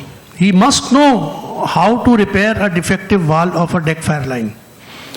There is no substitute of the hands-on practical skill which is must in the industry today, even if we talk of autonomous ship. So these are the areas we have to have a mixed approach. Coming from the faculty perspective, faculty can explore anything from AI. Like developing the question module during COVID. COVID has taught us what is Kahoot and what is Socrative. I was not knowing myself when we started exploring how to do the assessment Kahoot, I am still using Socrative. But now AI, even the instructors in our academy, they are getting the information, but again it has to be supported by the knowledge and the source of that information. So for the faculty, there is enough level ground, he can explore the AI, but for the cadet, there is a challenge. If we totally put his training under AI, he will not be able to perform the way he is expected to go, even walk on the deck. Forget about working on the deck. Thank you, sir. Yep. I think well said. So thank you, Tejinder. So technology undoubtedly creates opportunities, but successful transformation isn't just driven by technology. It requires institutions, faculty, and people to embrace the change together. So which brings me to the next speaker, Pushkal. ISF has always focused on developing people alongside technical capabilities. So as new technologies reshape maritime education, institutions often implement isolated initiatives. But scaling these efforts across the entire ecosystem remains a challenge. So my question is, as new technologies begin to reshape maritime training, what will it take to move from isolated initiatives to a practical, scalable, and measurable transformation of the overall training ecosystem? Thank you, sir, for the question, and thank you all for having me. I have very limited experience in comparison to everybody present here, so whatever I'm sharing today is from my point of view and what I have seen in my limited time in the industry, and I believe have a lot to learn. So, sir, as you mentioned, I see this as an island problem. As you mentioned, the word isolated, that it is being done in silos and not collectively together. My understanding is that, apologies. Yeah. Probably institutes have a very fancy simulator setup. Few institutes have a bunch of very enthusiastic faculty members who want to sort of impart more than what is necessary. Probably now introduction of smart boards over the last few years. Few institutes, I believe, already have augmented and virtual reality solutions as well. But I believe, again, these all things are being done not at a systematic level. They are being done independently and they are not integrated well with each other. With ISF, in the few years I've been working with few institutions, I've realized that even though institutes have certain technology that they have invested in, from a back-end point of view, from the administrative point of view, there is very limited use of digitization. There is a lot of manual work being done. So just buying a new set of simulators or fancy VR modules will not really help transform anything, I feel. It has to be done at a systematic level from the very scratch. So I see that there are three issues here in my understanding. One is, of course, that these systems are also built around individuals and not an institute by itself. Probably the institutes also rely on a bunch of very enthusiastic faculty members who can actually take up the simulator setup and probably take it forward. But again, they are not always carry forwarded to the next in line of the people who come after it. One is that, again, as I mentioned earlier, that they are not connected at a system level. So what is being taught probably on a VR exercise, what is being taught on a simulator is not really linked with the competence of the student. There is no tracking of the knowledge that he or she may have gained or not gained and how that gap can be covered. And third is, I believe, how do you measure this? When the things are fragmented, there is no way to measure them against a particular standard. And when you cannot measure it, then how do you actually scale these things? Then what happens is what I believe Asim sir rightly mentioned in the last panel is that you end up falling back on the data of attendance percentage, you fall back on the completion rate, assessment rate, and that's how you justify that competence has actually been delivered, which I believe is wrong. To what Dr. Bhavnani also mentioned in the last panel is that it's almost like building an aircraft as it flies. I believe that here we're talking about probably restructuring the aircraft as it flies because you can't land it because it will affect a lot more people. Students will still enroll, they need to be trained, the exams need to happen. So you have to actually have solutions that are done at a step-by-step level. Probably change. This is exactly how the ships are run. We don't stop a ship. We are actually maintaining it as we go. So on a similar base, we have to look at the institutions also transforming themselves. I understand business has to still run. Institutions have to be self-sustaining. And in that process, they probably sometimes forget that some improvements also may have to be done. Again, this is from the experience that I have gained working with a few institutes. From my end, I believe there are 4 solutions to this. I mean, a 4-step solution, of course. One is that there should be a robust investment towards a small department that is only focusing on content development and redevelopment. Because on a daily basis, there are so many new regulations coming in. I rarely see that there is investment in a separate sort of a department where they are just churning out new content. The reliance is on the faculty members to keep doing it, and they rarely have the time with the frameworks that they have to follow, the deadlines that they have. One is, of course, the faculty. I believe we'll be coming to that in a bit. The faculty also needs to upgrade themselves with the technology. One is measurement and validation. There has always been a gap, and we have been talking about it for many years in the industry, between certification and competence. And with the new addition of technology, future fuels, AI, AR, VR has been there for a few years. I believe the gap is just increasing rather than reducing. And the last is, how do we integrate all of this? In my understanding, the only way to do it is by starting slow, starting a small pilot, but starting at a grassroots level, not just randomly buying a new technology and having it in the institute, understanding that how it may benefit the end user, how it can be implemented, what department will be doing what. So at a very base grassroots level, we have to start there, and the results might come out a few months later and not immediately. But I believe that is the way we can probably consider moving forward. Thank you. Thank you. Thank you so much. So I think that raises another important issue. So like even when institutions are willing to innovate, implementation often becomes the biggest hurdle. So which brings me through my next question to the next panelist, Gaurav. You have worked extensively with emerging technologies and practical maritime training solutions. So while everyone agrees innovation is important, introducing futuristic technologies into training environments is often easier said than done. So my question is, are the biggest roadblocks, what are the biggest roadblocks and challenges in introducing futuristic and immersive technology into maritime simulator training? Gaurav. Thank you very much, sir. August panel, impressive gathering. मुझे बहुत हिंदी भी आ रही है थोड़ी सी, तो मैं हिंदी में बोलना चाहूँगा. थोड़ा ध्यान भी मेरी तरफ आकर्षित होगा शायद हिंदी बोलने से. The biggest challenge is money, investment. Any new solution, any new innovation demands commitment from the top. Okay? बिना पैसे के 1 इंच भी वो solution आगे नहीं बढ़ने वाला. It is a problem for the service provider. It is a challenge for the institute, the stakeholders, the regulatory authorities. Who's going to drive this incentive? As a training institute, why should I put a VR simulator or a full mission simulator when I can do with a part task? Am I getting any brownie points in my CIP rating? Does that get recognized by the DGMA? That I could be a better institute, investing in my faculty, investing in my students? Because right now, what all I see in the CIP rating is placements.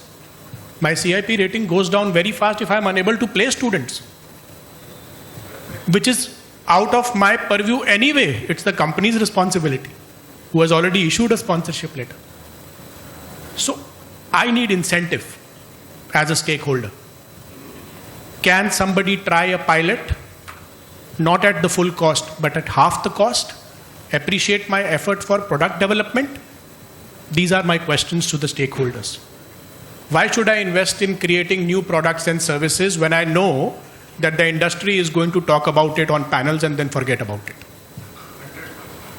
Correct? As a service provider. Correct? Why should I invest? Mera paisa hai. I am bootstrapped. I might have taken investments. I am answerable to my shareholders. The industry wants trained seafarer. We are going to be number 1. Are we going to be number 1 seafaring nation but untrained or not adequately trained? That is the question we need to answer. Fit for purpose training technologies. When we came out with cloud simulation, did we ever question that Captain Viraf or Captain Chinna or all the early adopters of training would not be able to handle it? We never questioned that. They were ready to handle it. So why not for VR? Why not for AR? Our excuse is that the faculty age is beyond a certain acceptable limit to handle new technologies. I did a very small pilot 2 days back, called a VR simulation company, called all the instructors, made them wear the headset, new technology, evolving. They were sitting, not standing, untethered completely, no wire, all Wi-Fi. And they did not want to get up from there after 1.5 hours. It was a full navigation simulator doing ROR training fit for purpose, not ship handling training, not accident investigation, not incident recreation, just ROR training for deck cadets. Simple. That is what the objective of the solution was. We need to look for superheroes who have invested into this training, or at least are trying to do pilots. We have those superheroes right inside this room today. We just need to find them. Mr. Ranghar was sitting there from C-SPAN. They have invested heavily into AR-based dual fuel training. C-SPAN is doing that. We've got Nipun sitting here, Fathom Technologies. They have developed solutions. These are the guys who need to be spoken to, understand the challenges. ISF, they invested into VR solutions for focus training modules, lowering of light boats, emergency fire pumps, starting of emergency generators. Very focused, fit for purpose. We are not saying we are doing engine room training. That is for a full mission simulator or a part task simulator. So familiarization in a small footprint simulator, missions in a large simulator, so that you can handle teams. The understanding of the equipment has to be there and why you want to utilize it. And the incentive has to be there. Can the MTT fund a simulator program, VR simulator, where all training institutes are allowed to do a pilot? The Maritime Training Trust, it says maritime training. I need to trust that trust to give me the money somehow.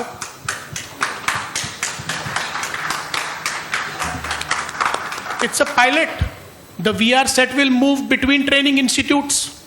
They will do a pilot for 1 month, moves to the next institute.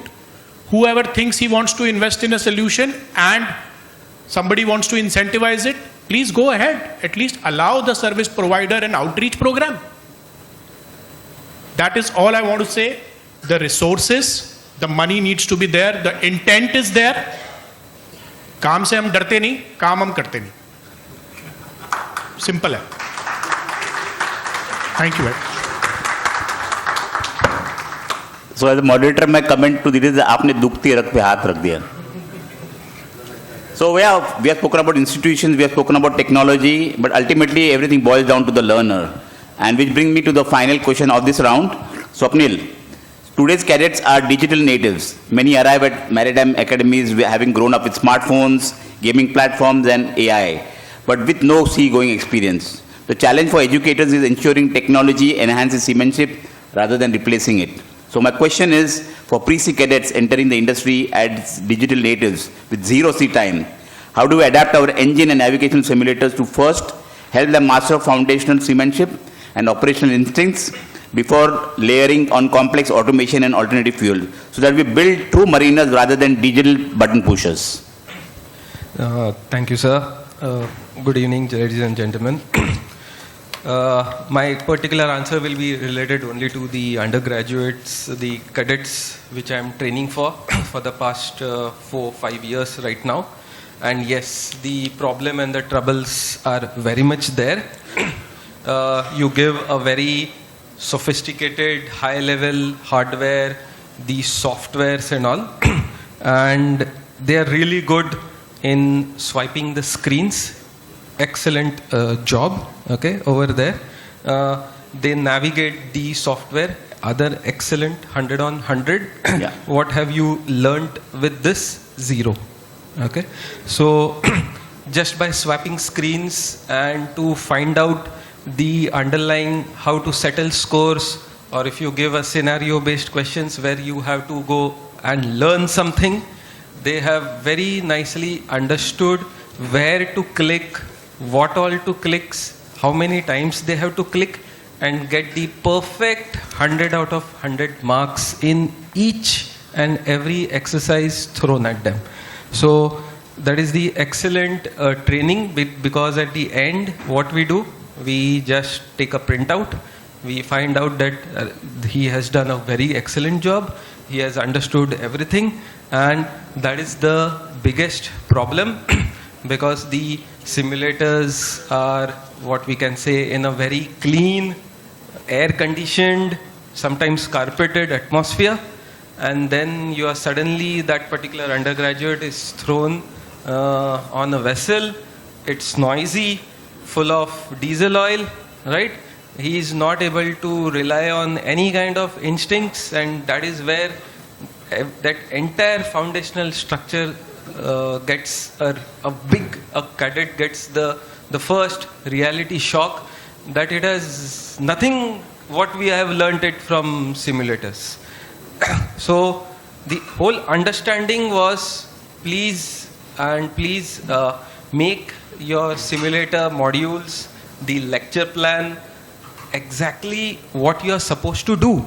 You have to make him understand that life is not going to be that easy on ship. You have to create complex scenario questions, make sure that you have troubles injected now and then, and sometimes I feel that just stop the screen and let him actually go physically find out that whatever the things or the parameters which are being shown on the screen is actual or it is just frozen or something like that, and then only he will realize that whatever is being done, what is the understanding, what is the learning over there. That is the first part. The second what I have understood is that any kind of an institute, means regarding the undergraduate training, we are doing the engine simulator part as a standalone engine simulator, and the standalone navigational simulator is over there, the engine simulator is over here. This, what I want to say is, please make some scenario based questions over here also, with where the faculty is going to shine over there, that please make as number of possible scenarios where there is going to be huge amount of communication which is going to be happening between the engine simulators and the navigational simulators, because in case of something like a blackout situation, there is going to be a huge amount of communication, and that is where the people get blacked out or wiped out or whitewashed, or that is the thing, right? So that is what my understanding was, this one. That yes, they are very, very naive. You have to use your experiences of your master and chief engineers to create a very nice scenario-based simulator for the simulators. Need be a normal basic simulators also, it doesn't matter. But then you have to think that you just want digital button pushers on board, or you really want a competent mariners to handle the stress and the vessel itself. That is what the thing is. So thank you, gentlemen. I think we have established while technology is evolving rapidly, the real challenge lies in how effectively you adopt it. We have spoken about investment, AI, transformation, immersive technologies, and preparing the next generation of seafarers. The next round of question and the final round of question, I would request your very brief answers to that, so that we'll discuss about, rather than asking what technologies are available, let us discuss how we ensure that technologies genuinely improve learning, strengthen faculty, and prepare cadets for the realities of life at sea. So Viraf, I would like to come back to you. Earlier you spoke about making simulator investments practical and sustainable. So naturally the next question is whether AI can make the simulator smarter, not only for cadets but also for instructors. So the question is, does AI have a meaningful role to play in simulator training and simulator instructor development? Good, sir. So I'll just continue from where we left off. I'm Gen X. I haven't sailed for 15 years. When I did sail for 20 years, I was limited by the fact that the vessels I served on were between 21 and 23 meter draft. So only one type of vessel. With that draft, very limited global ports. How good am I in a ship handling simulator, which is based on a 21-year-old IMO model course? Now, no disrespect to my colleagues who are baby boomers and they are in the room, but how good can we be even if I take a trip, I'm not going to be in command. The point is, leading up from what Mr. Swapnil said, if we keep on relying on human beings to improve simulators, we are not ahead of the curve. What you need to do is bring in AI. Fleet has 600 vessels, which means 600 capture points for SVDR analysis, findings, nav audits, etc. Bring in AI. You have DG's CASREP. Bring in that. Bring in AIB reports. Bring in all your data sources, PSC findings, vetting.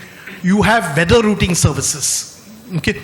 I know what the weather was, what the topography was in Europort, at the mouth of Europort because of my size. Do I know what it is today? I don't. The simulator provider is saying, no, it's accurate. Have I experienced this? No. I can monitor 600 vessels to AI's track if everybody pulls in these resources and not a human being analyzing it, AI analyzing it, and then we recreate that feed and put it in a simulator, which will now give you real-time actual ship behavior, actual port conditions, actual incidents happening from MAIB, etc.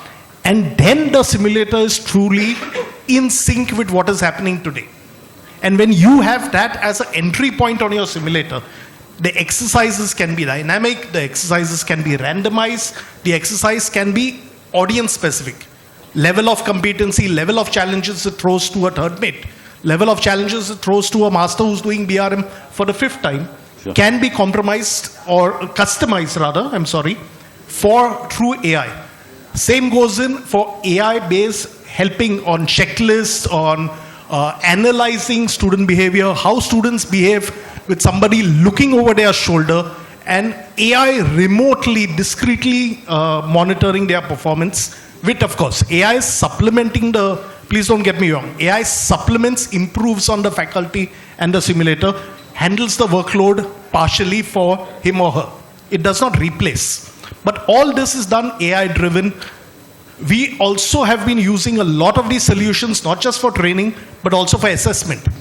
The feedback, the acceptance from the seafarer, whether engineer or deck, is so much beautiful because it's on a standardized level, standardized platform, and a computer is telling him or her that this is where you could have improved.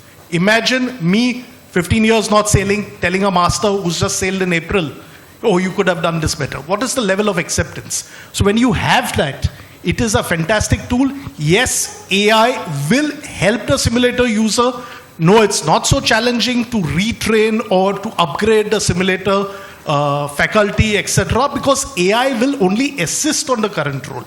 It will do graphs, performance analysis, and take that printout. It will do all the material which is ready for a good, strong debriefing. We are human beings. We forget some things. We can't notice 1:4 ratio, 1:6 in some performance cases. We may have missed out something which was done right or done wrong.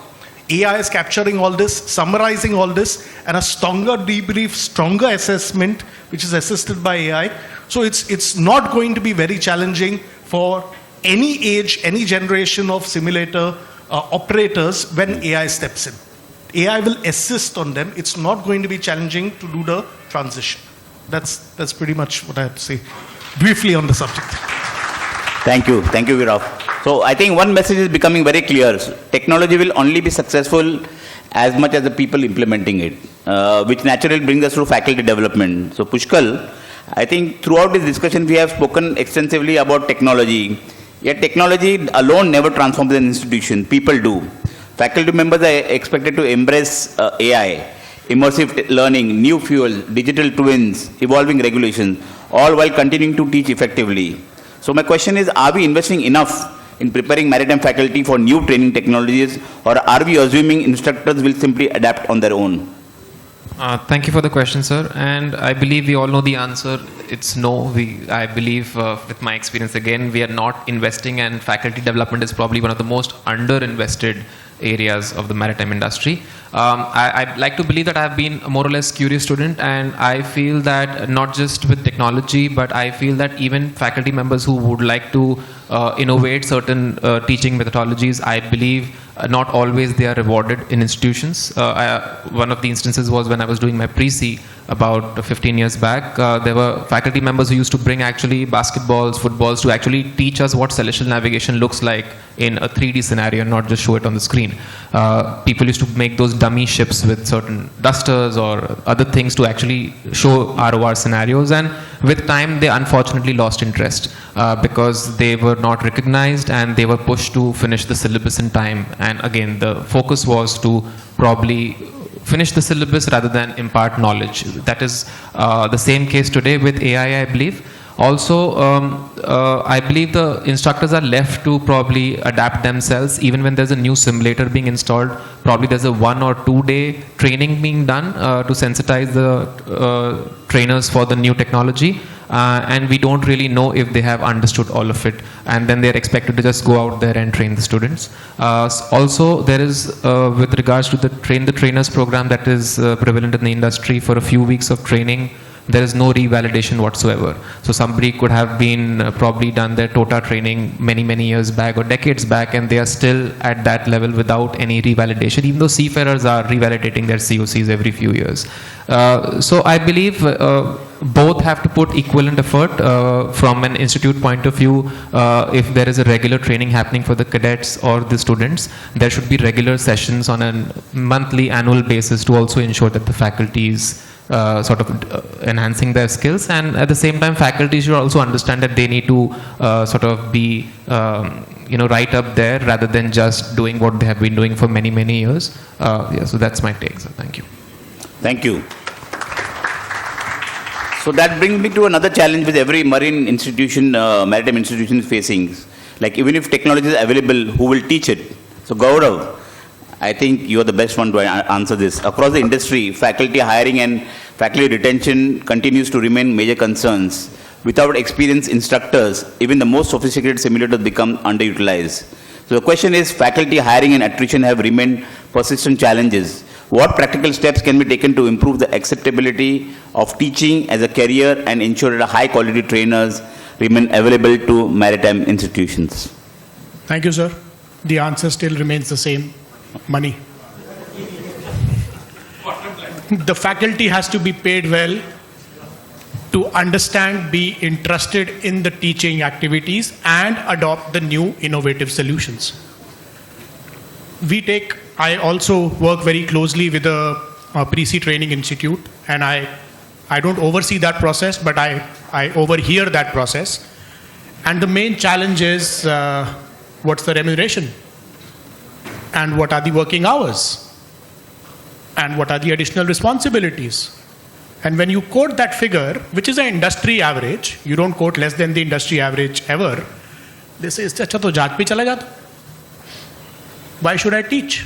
Because I can earn more money on the ship. I do 4 months of contract and I'm done for the year. Maybe 2 months more just to get my NRI days complete. So we need to ensure a matrix where a quality trainer, he would have invested on himself to become that trainer, or the company may have invested in them, or the institute would have invested in them, should be able to charge a premium than a fresh faculty who is just starting. So how do we differentiate that?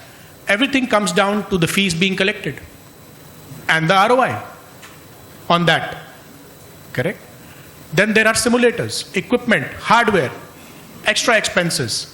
So everybody is calculating the bottom line. Is there enough margin to pay the faculty more? No. Absolutely not. We would rather give them paneer 2 times a week than pay the faculty more. Students will be happy. Give more chicken. Correct? Keep the students happy. इसलिए मैं पनीर बोला, मैं vegetarian आदमी इसलिए पनीर बोल रहा. So, I mean, on a lighter note, can somebody put a threshold on the maximum fees or a minimum fees for a training institute? Can I do that as a training institute? Charge a premium because of the quality of my equipment and trainer, because I need to pay this trainer. He's a dual fuel expert. He doesn't come for 5,000 rupees a day. He comes at 15,000 rupees a day. Where do I get that 10,000 from? We struggle with maintenance of equipment. Correct? That's why I said that faculty needs to be trained to provide fit for purpose training. I don't need to train a faculty on a full mission simulator if he's just teaching ROR. Maybe I can do that on a very small steering simulator. Create the situation and that's fit for purpose. But if somebody is there who's an experienced master who has seen incidents happening and I put him in a simulator room doing ship handling training, handling a vessel, he understands rate of turn, correct, as an entity, and he's teaching, then obviously I demand a premium for that program. How to incentivize faculty to teach when they are ashore and not sailing? That is where the existing faculty who are above a certain age limit, have not sailed for 20 years, would get real-time feedback. What is happening on ships? Real case studies. What new equipment has come on ship? Can I bring an external visiting faculty and do a train the trainer for my faculty? Where do I get the budget for that? My fees is the same as the 10 institutes around me in that 20-kilometer radius. Where do I get that initial, that differential? It is a very, very challenging thing to answer in front of the people who are signing on the dotted lines. That this is your P&L statement. Explain. What went wrong here? Where did we lose? We are collecting good fees. Why are things are in negative? So can programs be built? I come back to again the stakeholders, the companies, the trusts, the MASAs, the FOSMAs, the DGMAs. Please allow access to funds to improve the quality of training. People want to get trained, they want to teach, they are wonderful trainers, but they feel they are not valued. And when I say valued, means not emotionally, but in terms of remuneration. Monetary. Thank you.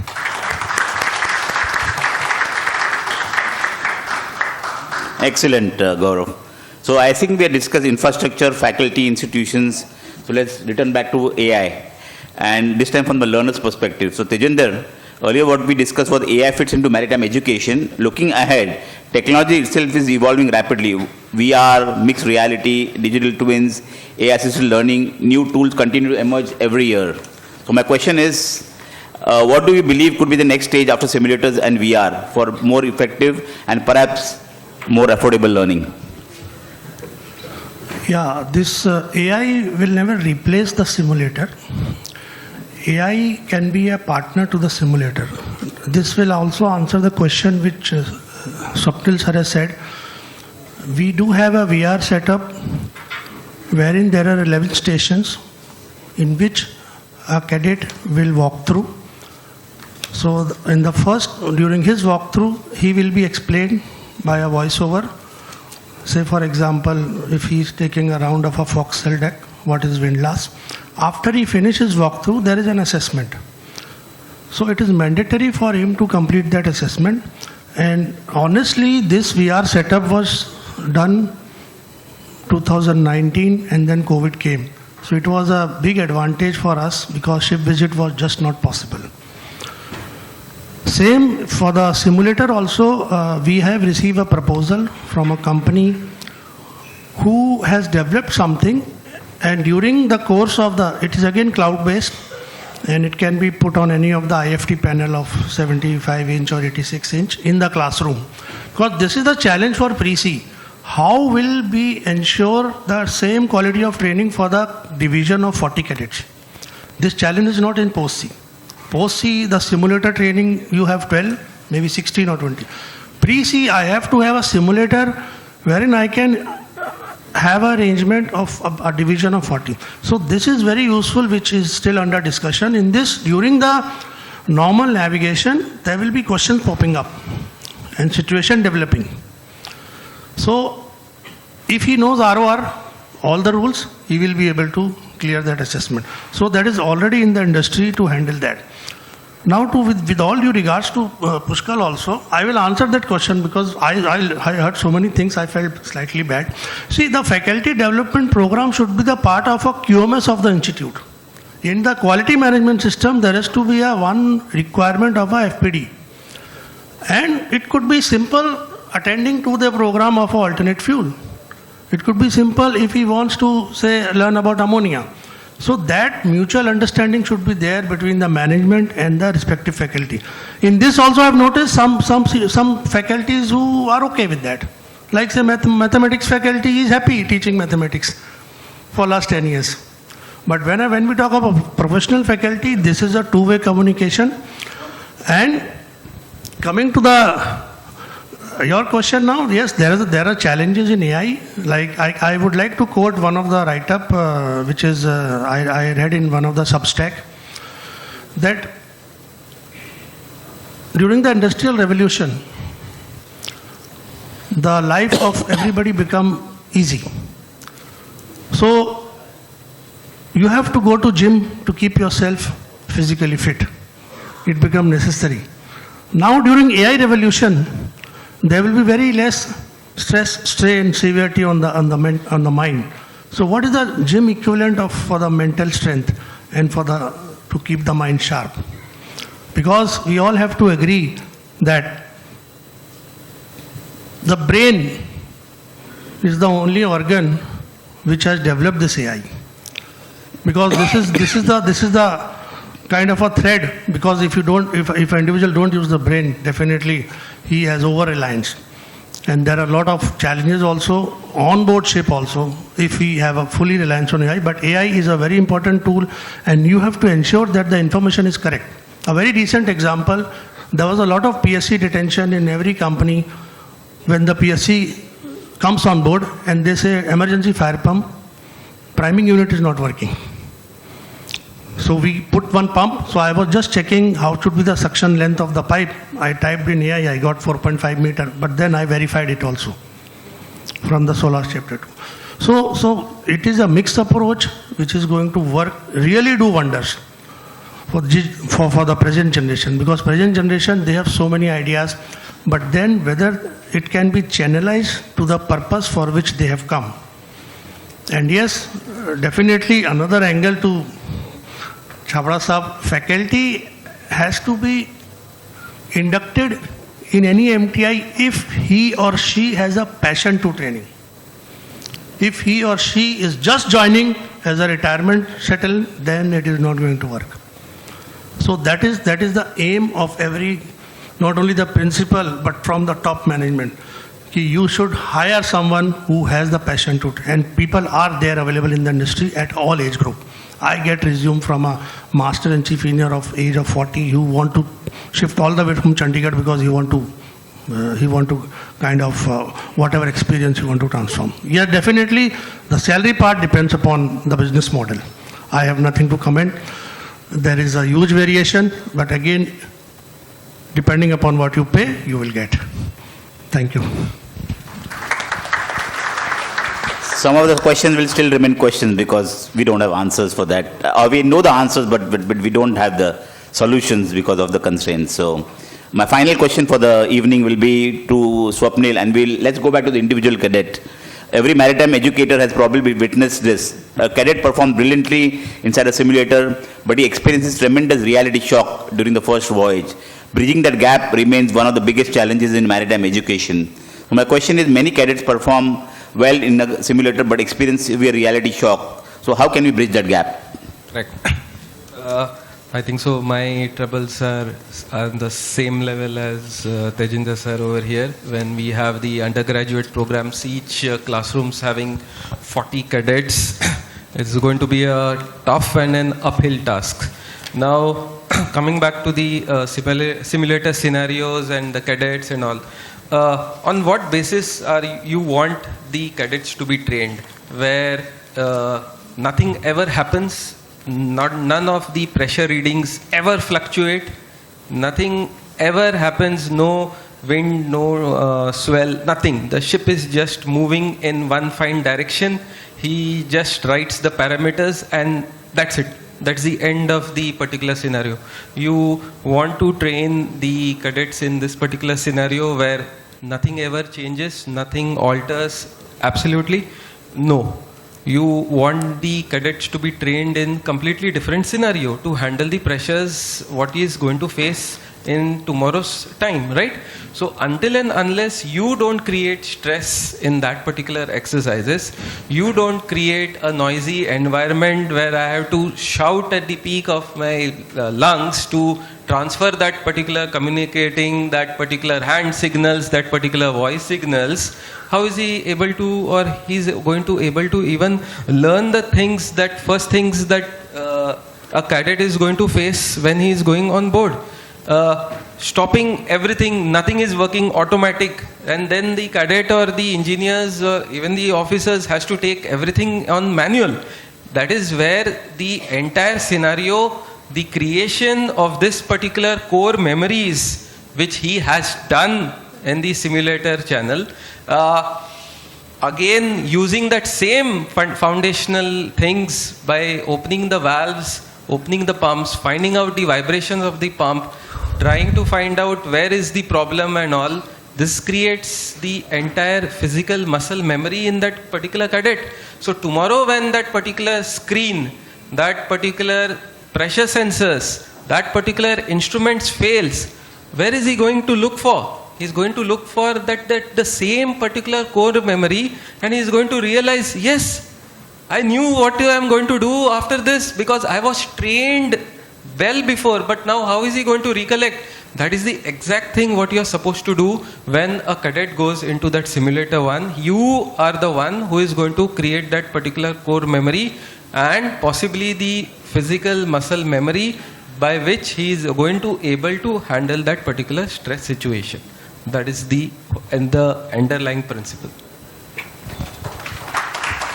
Thank you, thank you, thank you. I am sure with such an interesting list of panelists, we could have gone more in depth, and unfortunately the time constraints limit us for me to conclude this session by just rounding up whatever we discussed. So I think when we began this discussion, we set out to discuss faculty, simulators, and training resources.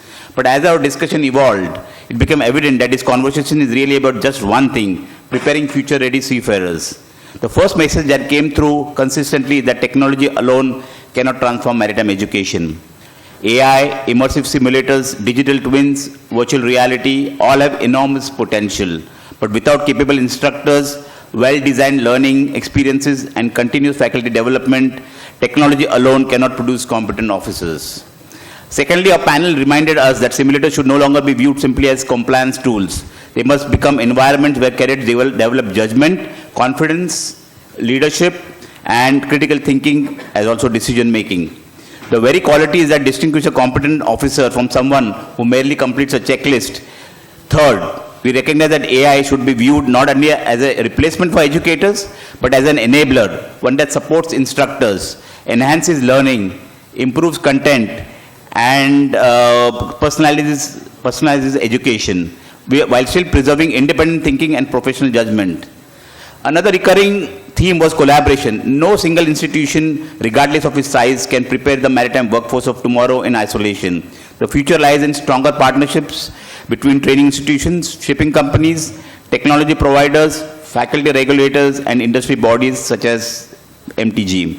And finally, perhaps the most important message of this evening, the ships of tomorrow may be autonomous, digitally connected, and powered by alternative fuels, but they will still require professionals who can think, lead, adapt, communicate, and make sound decisions under pressure.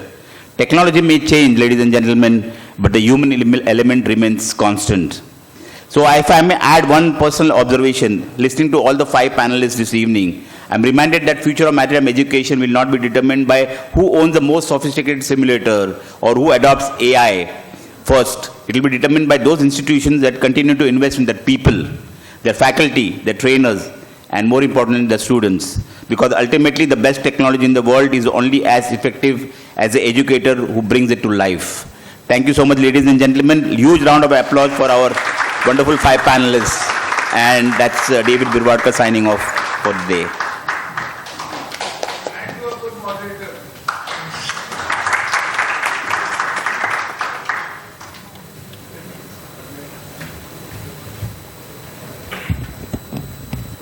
The operative word for this whole panel has been money.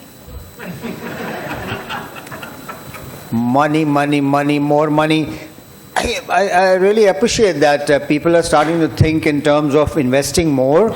And somebody said that, you need to look at where's the money going to come in from the students.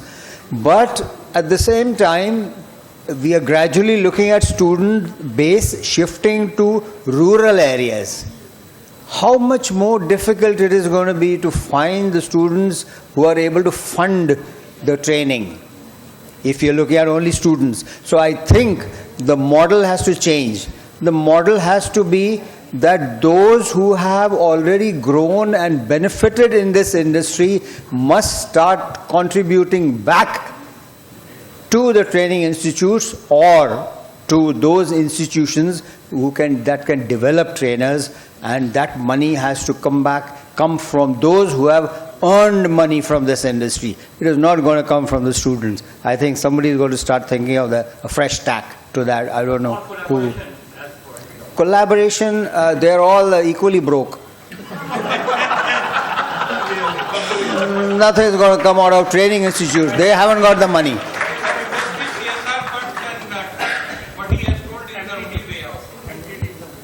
Sir, it has to come from the people who want to invest in the business of training.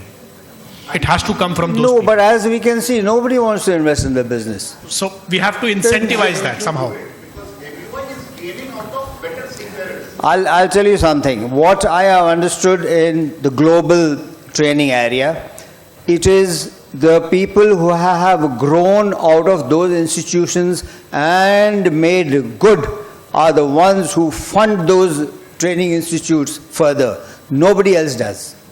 To develop 200 questions on like this, 70-point checklist, then ask the AI to make it into an app which will randomize questions, give us this thing, certificate in PDF to the user, etc. Okay. I also use that same AI to make a 45-page script for podcast, audio podcast of 15 minutes. All this FML, free mail law, free non-subscribe AI. Okay, that is the outcome. You want the money first. The mindset of the trainer has to shift. We are in a noble profession, compliance profession. Show the output, present the results, show your return on investment plans. Investors come by this thing. That is how you get the money inside. That is when people trust you on cloud-based simulators. That is where DG has trusted our inputs on web-based simulation for assessments and Viva. Okay, you had proof of concept. The money comes by itself. Have the government fund these kind of projects, incentivize this, give tax rebates, have the organizations from the trust, as Gaurav put it, fund this thing, have consortiums, have vested this thing, the money will refund, and finally, cross-subsidize. You have the masters, somebody giving masters, he's giving a SMS PTW, jack up the fees, 5,500 rupees, we are talking about it. Let's talk about membership of MTG. It's not 5,500 rupees, it's $55. It's the way you portray it. Tax the higher strata of the industry to cross-subsidize the cadets on the rural this thing. Charge them more as a training industry, charge the top end of the spectrum more, cross-subsidize it and introduce these benefits for the lower end. Thank you, sir. Great. I will be telling my wife now how she should subsidize or she should fix her budgets. This is to look into AI and, we'll all be very successful. So, No, sir, next marriage. If you go by that rule, the top has to be giving the money, so you have to give money. There'll be next marriage. MTG. AI in education without any finances. Okay, wonderful. Let's have let's have Mrs. Meeta Nigam come up here and honor our boys over here. All boys. Okay, let's get a lady to come up here. Meeta has been a school principal in her own right. School, is it? College. School, which was as good as college actually. Come. Yes, Meeta, please do the honors. Hi.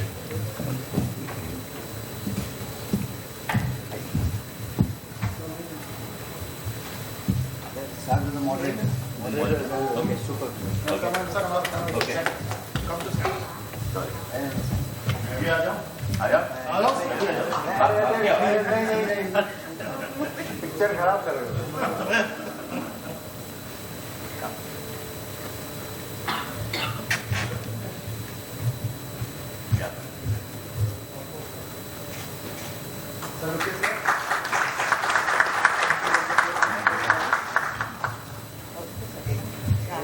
मैं करना CIMS time में समुद्रा के time में घर आए थे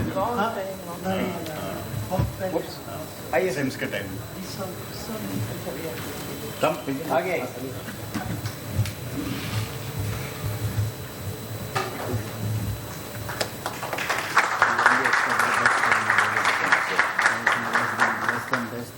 Not accepted.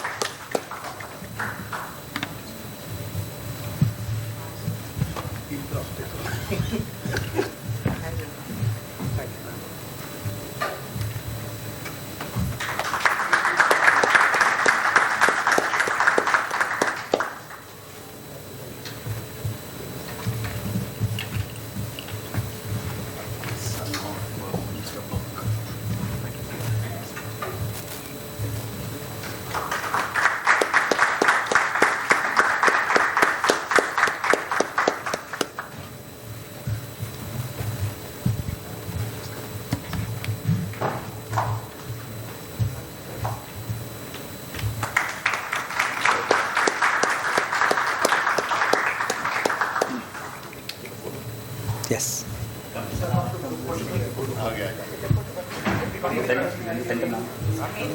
Yeah.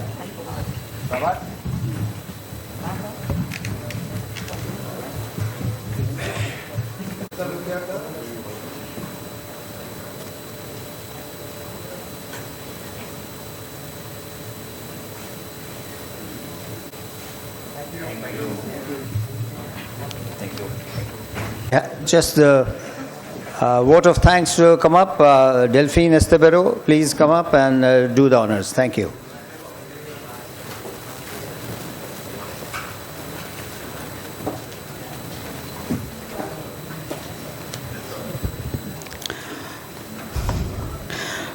Respected guests, distinguished speakers, panelists, members of the Maritime Trainers Guild, and dear colleagues, on behalf of MTG, it is my privilege to extend our heartfelt gratitude to each one of you for gracing this 15 Foundation Day celebration.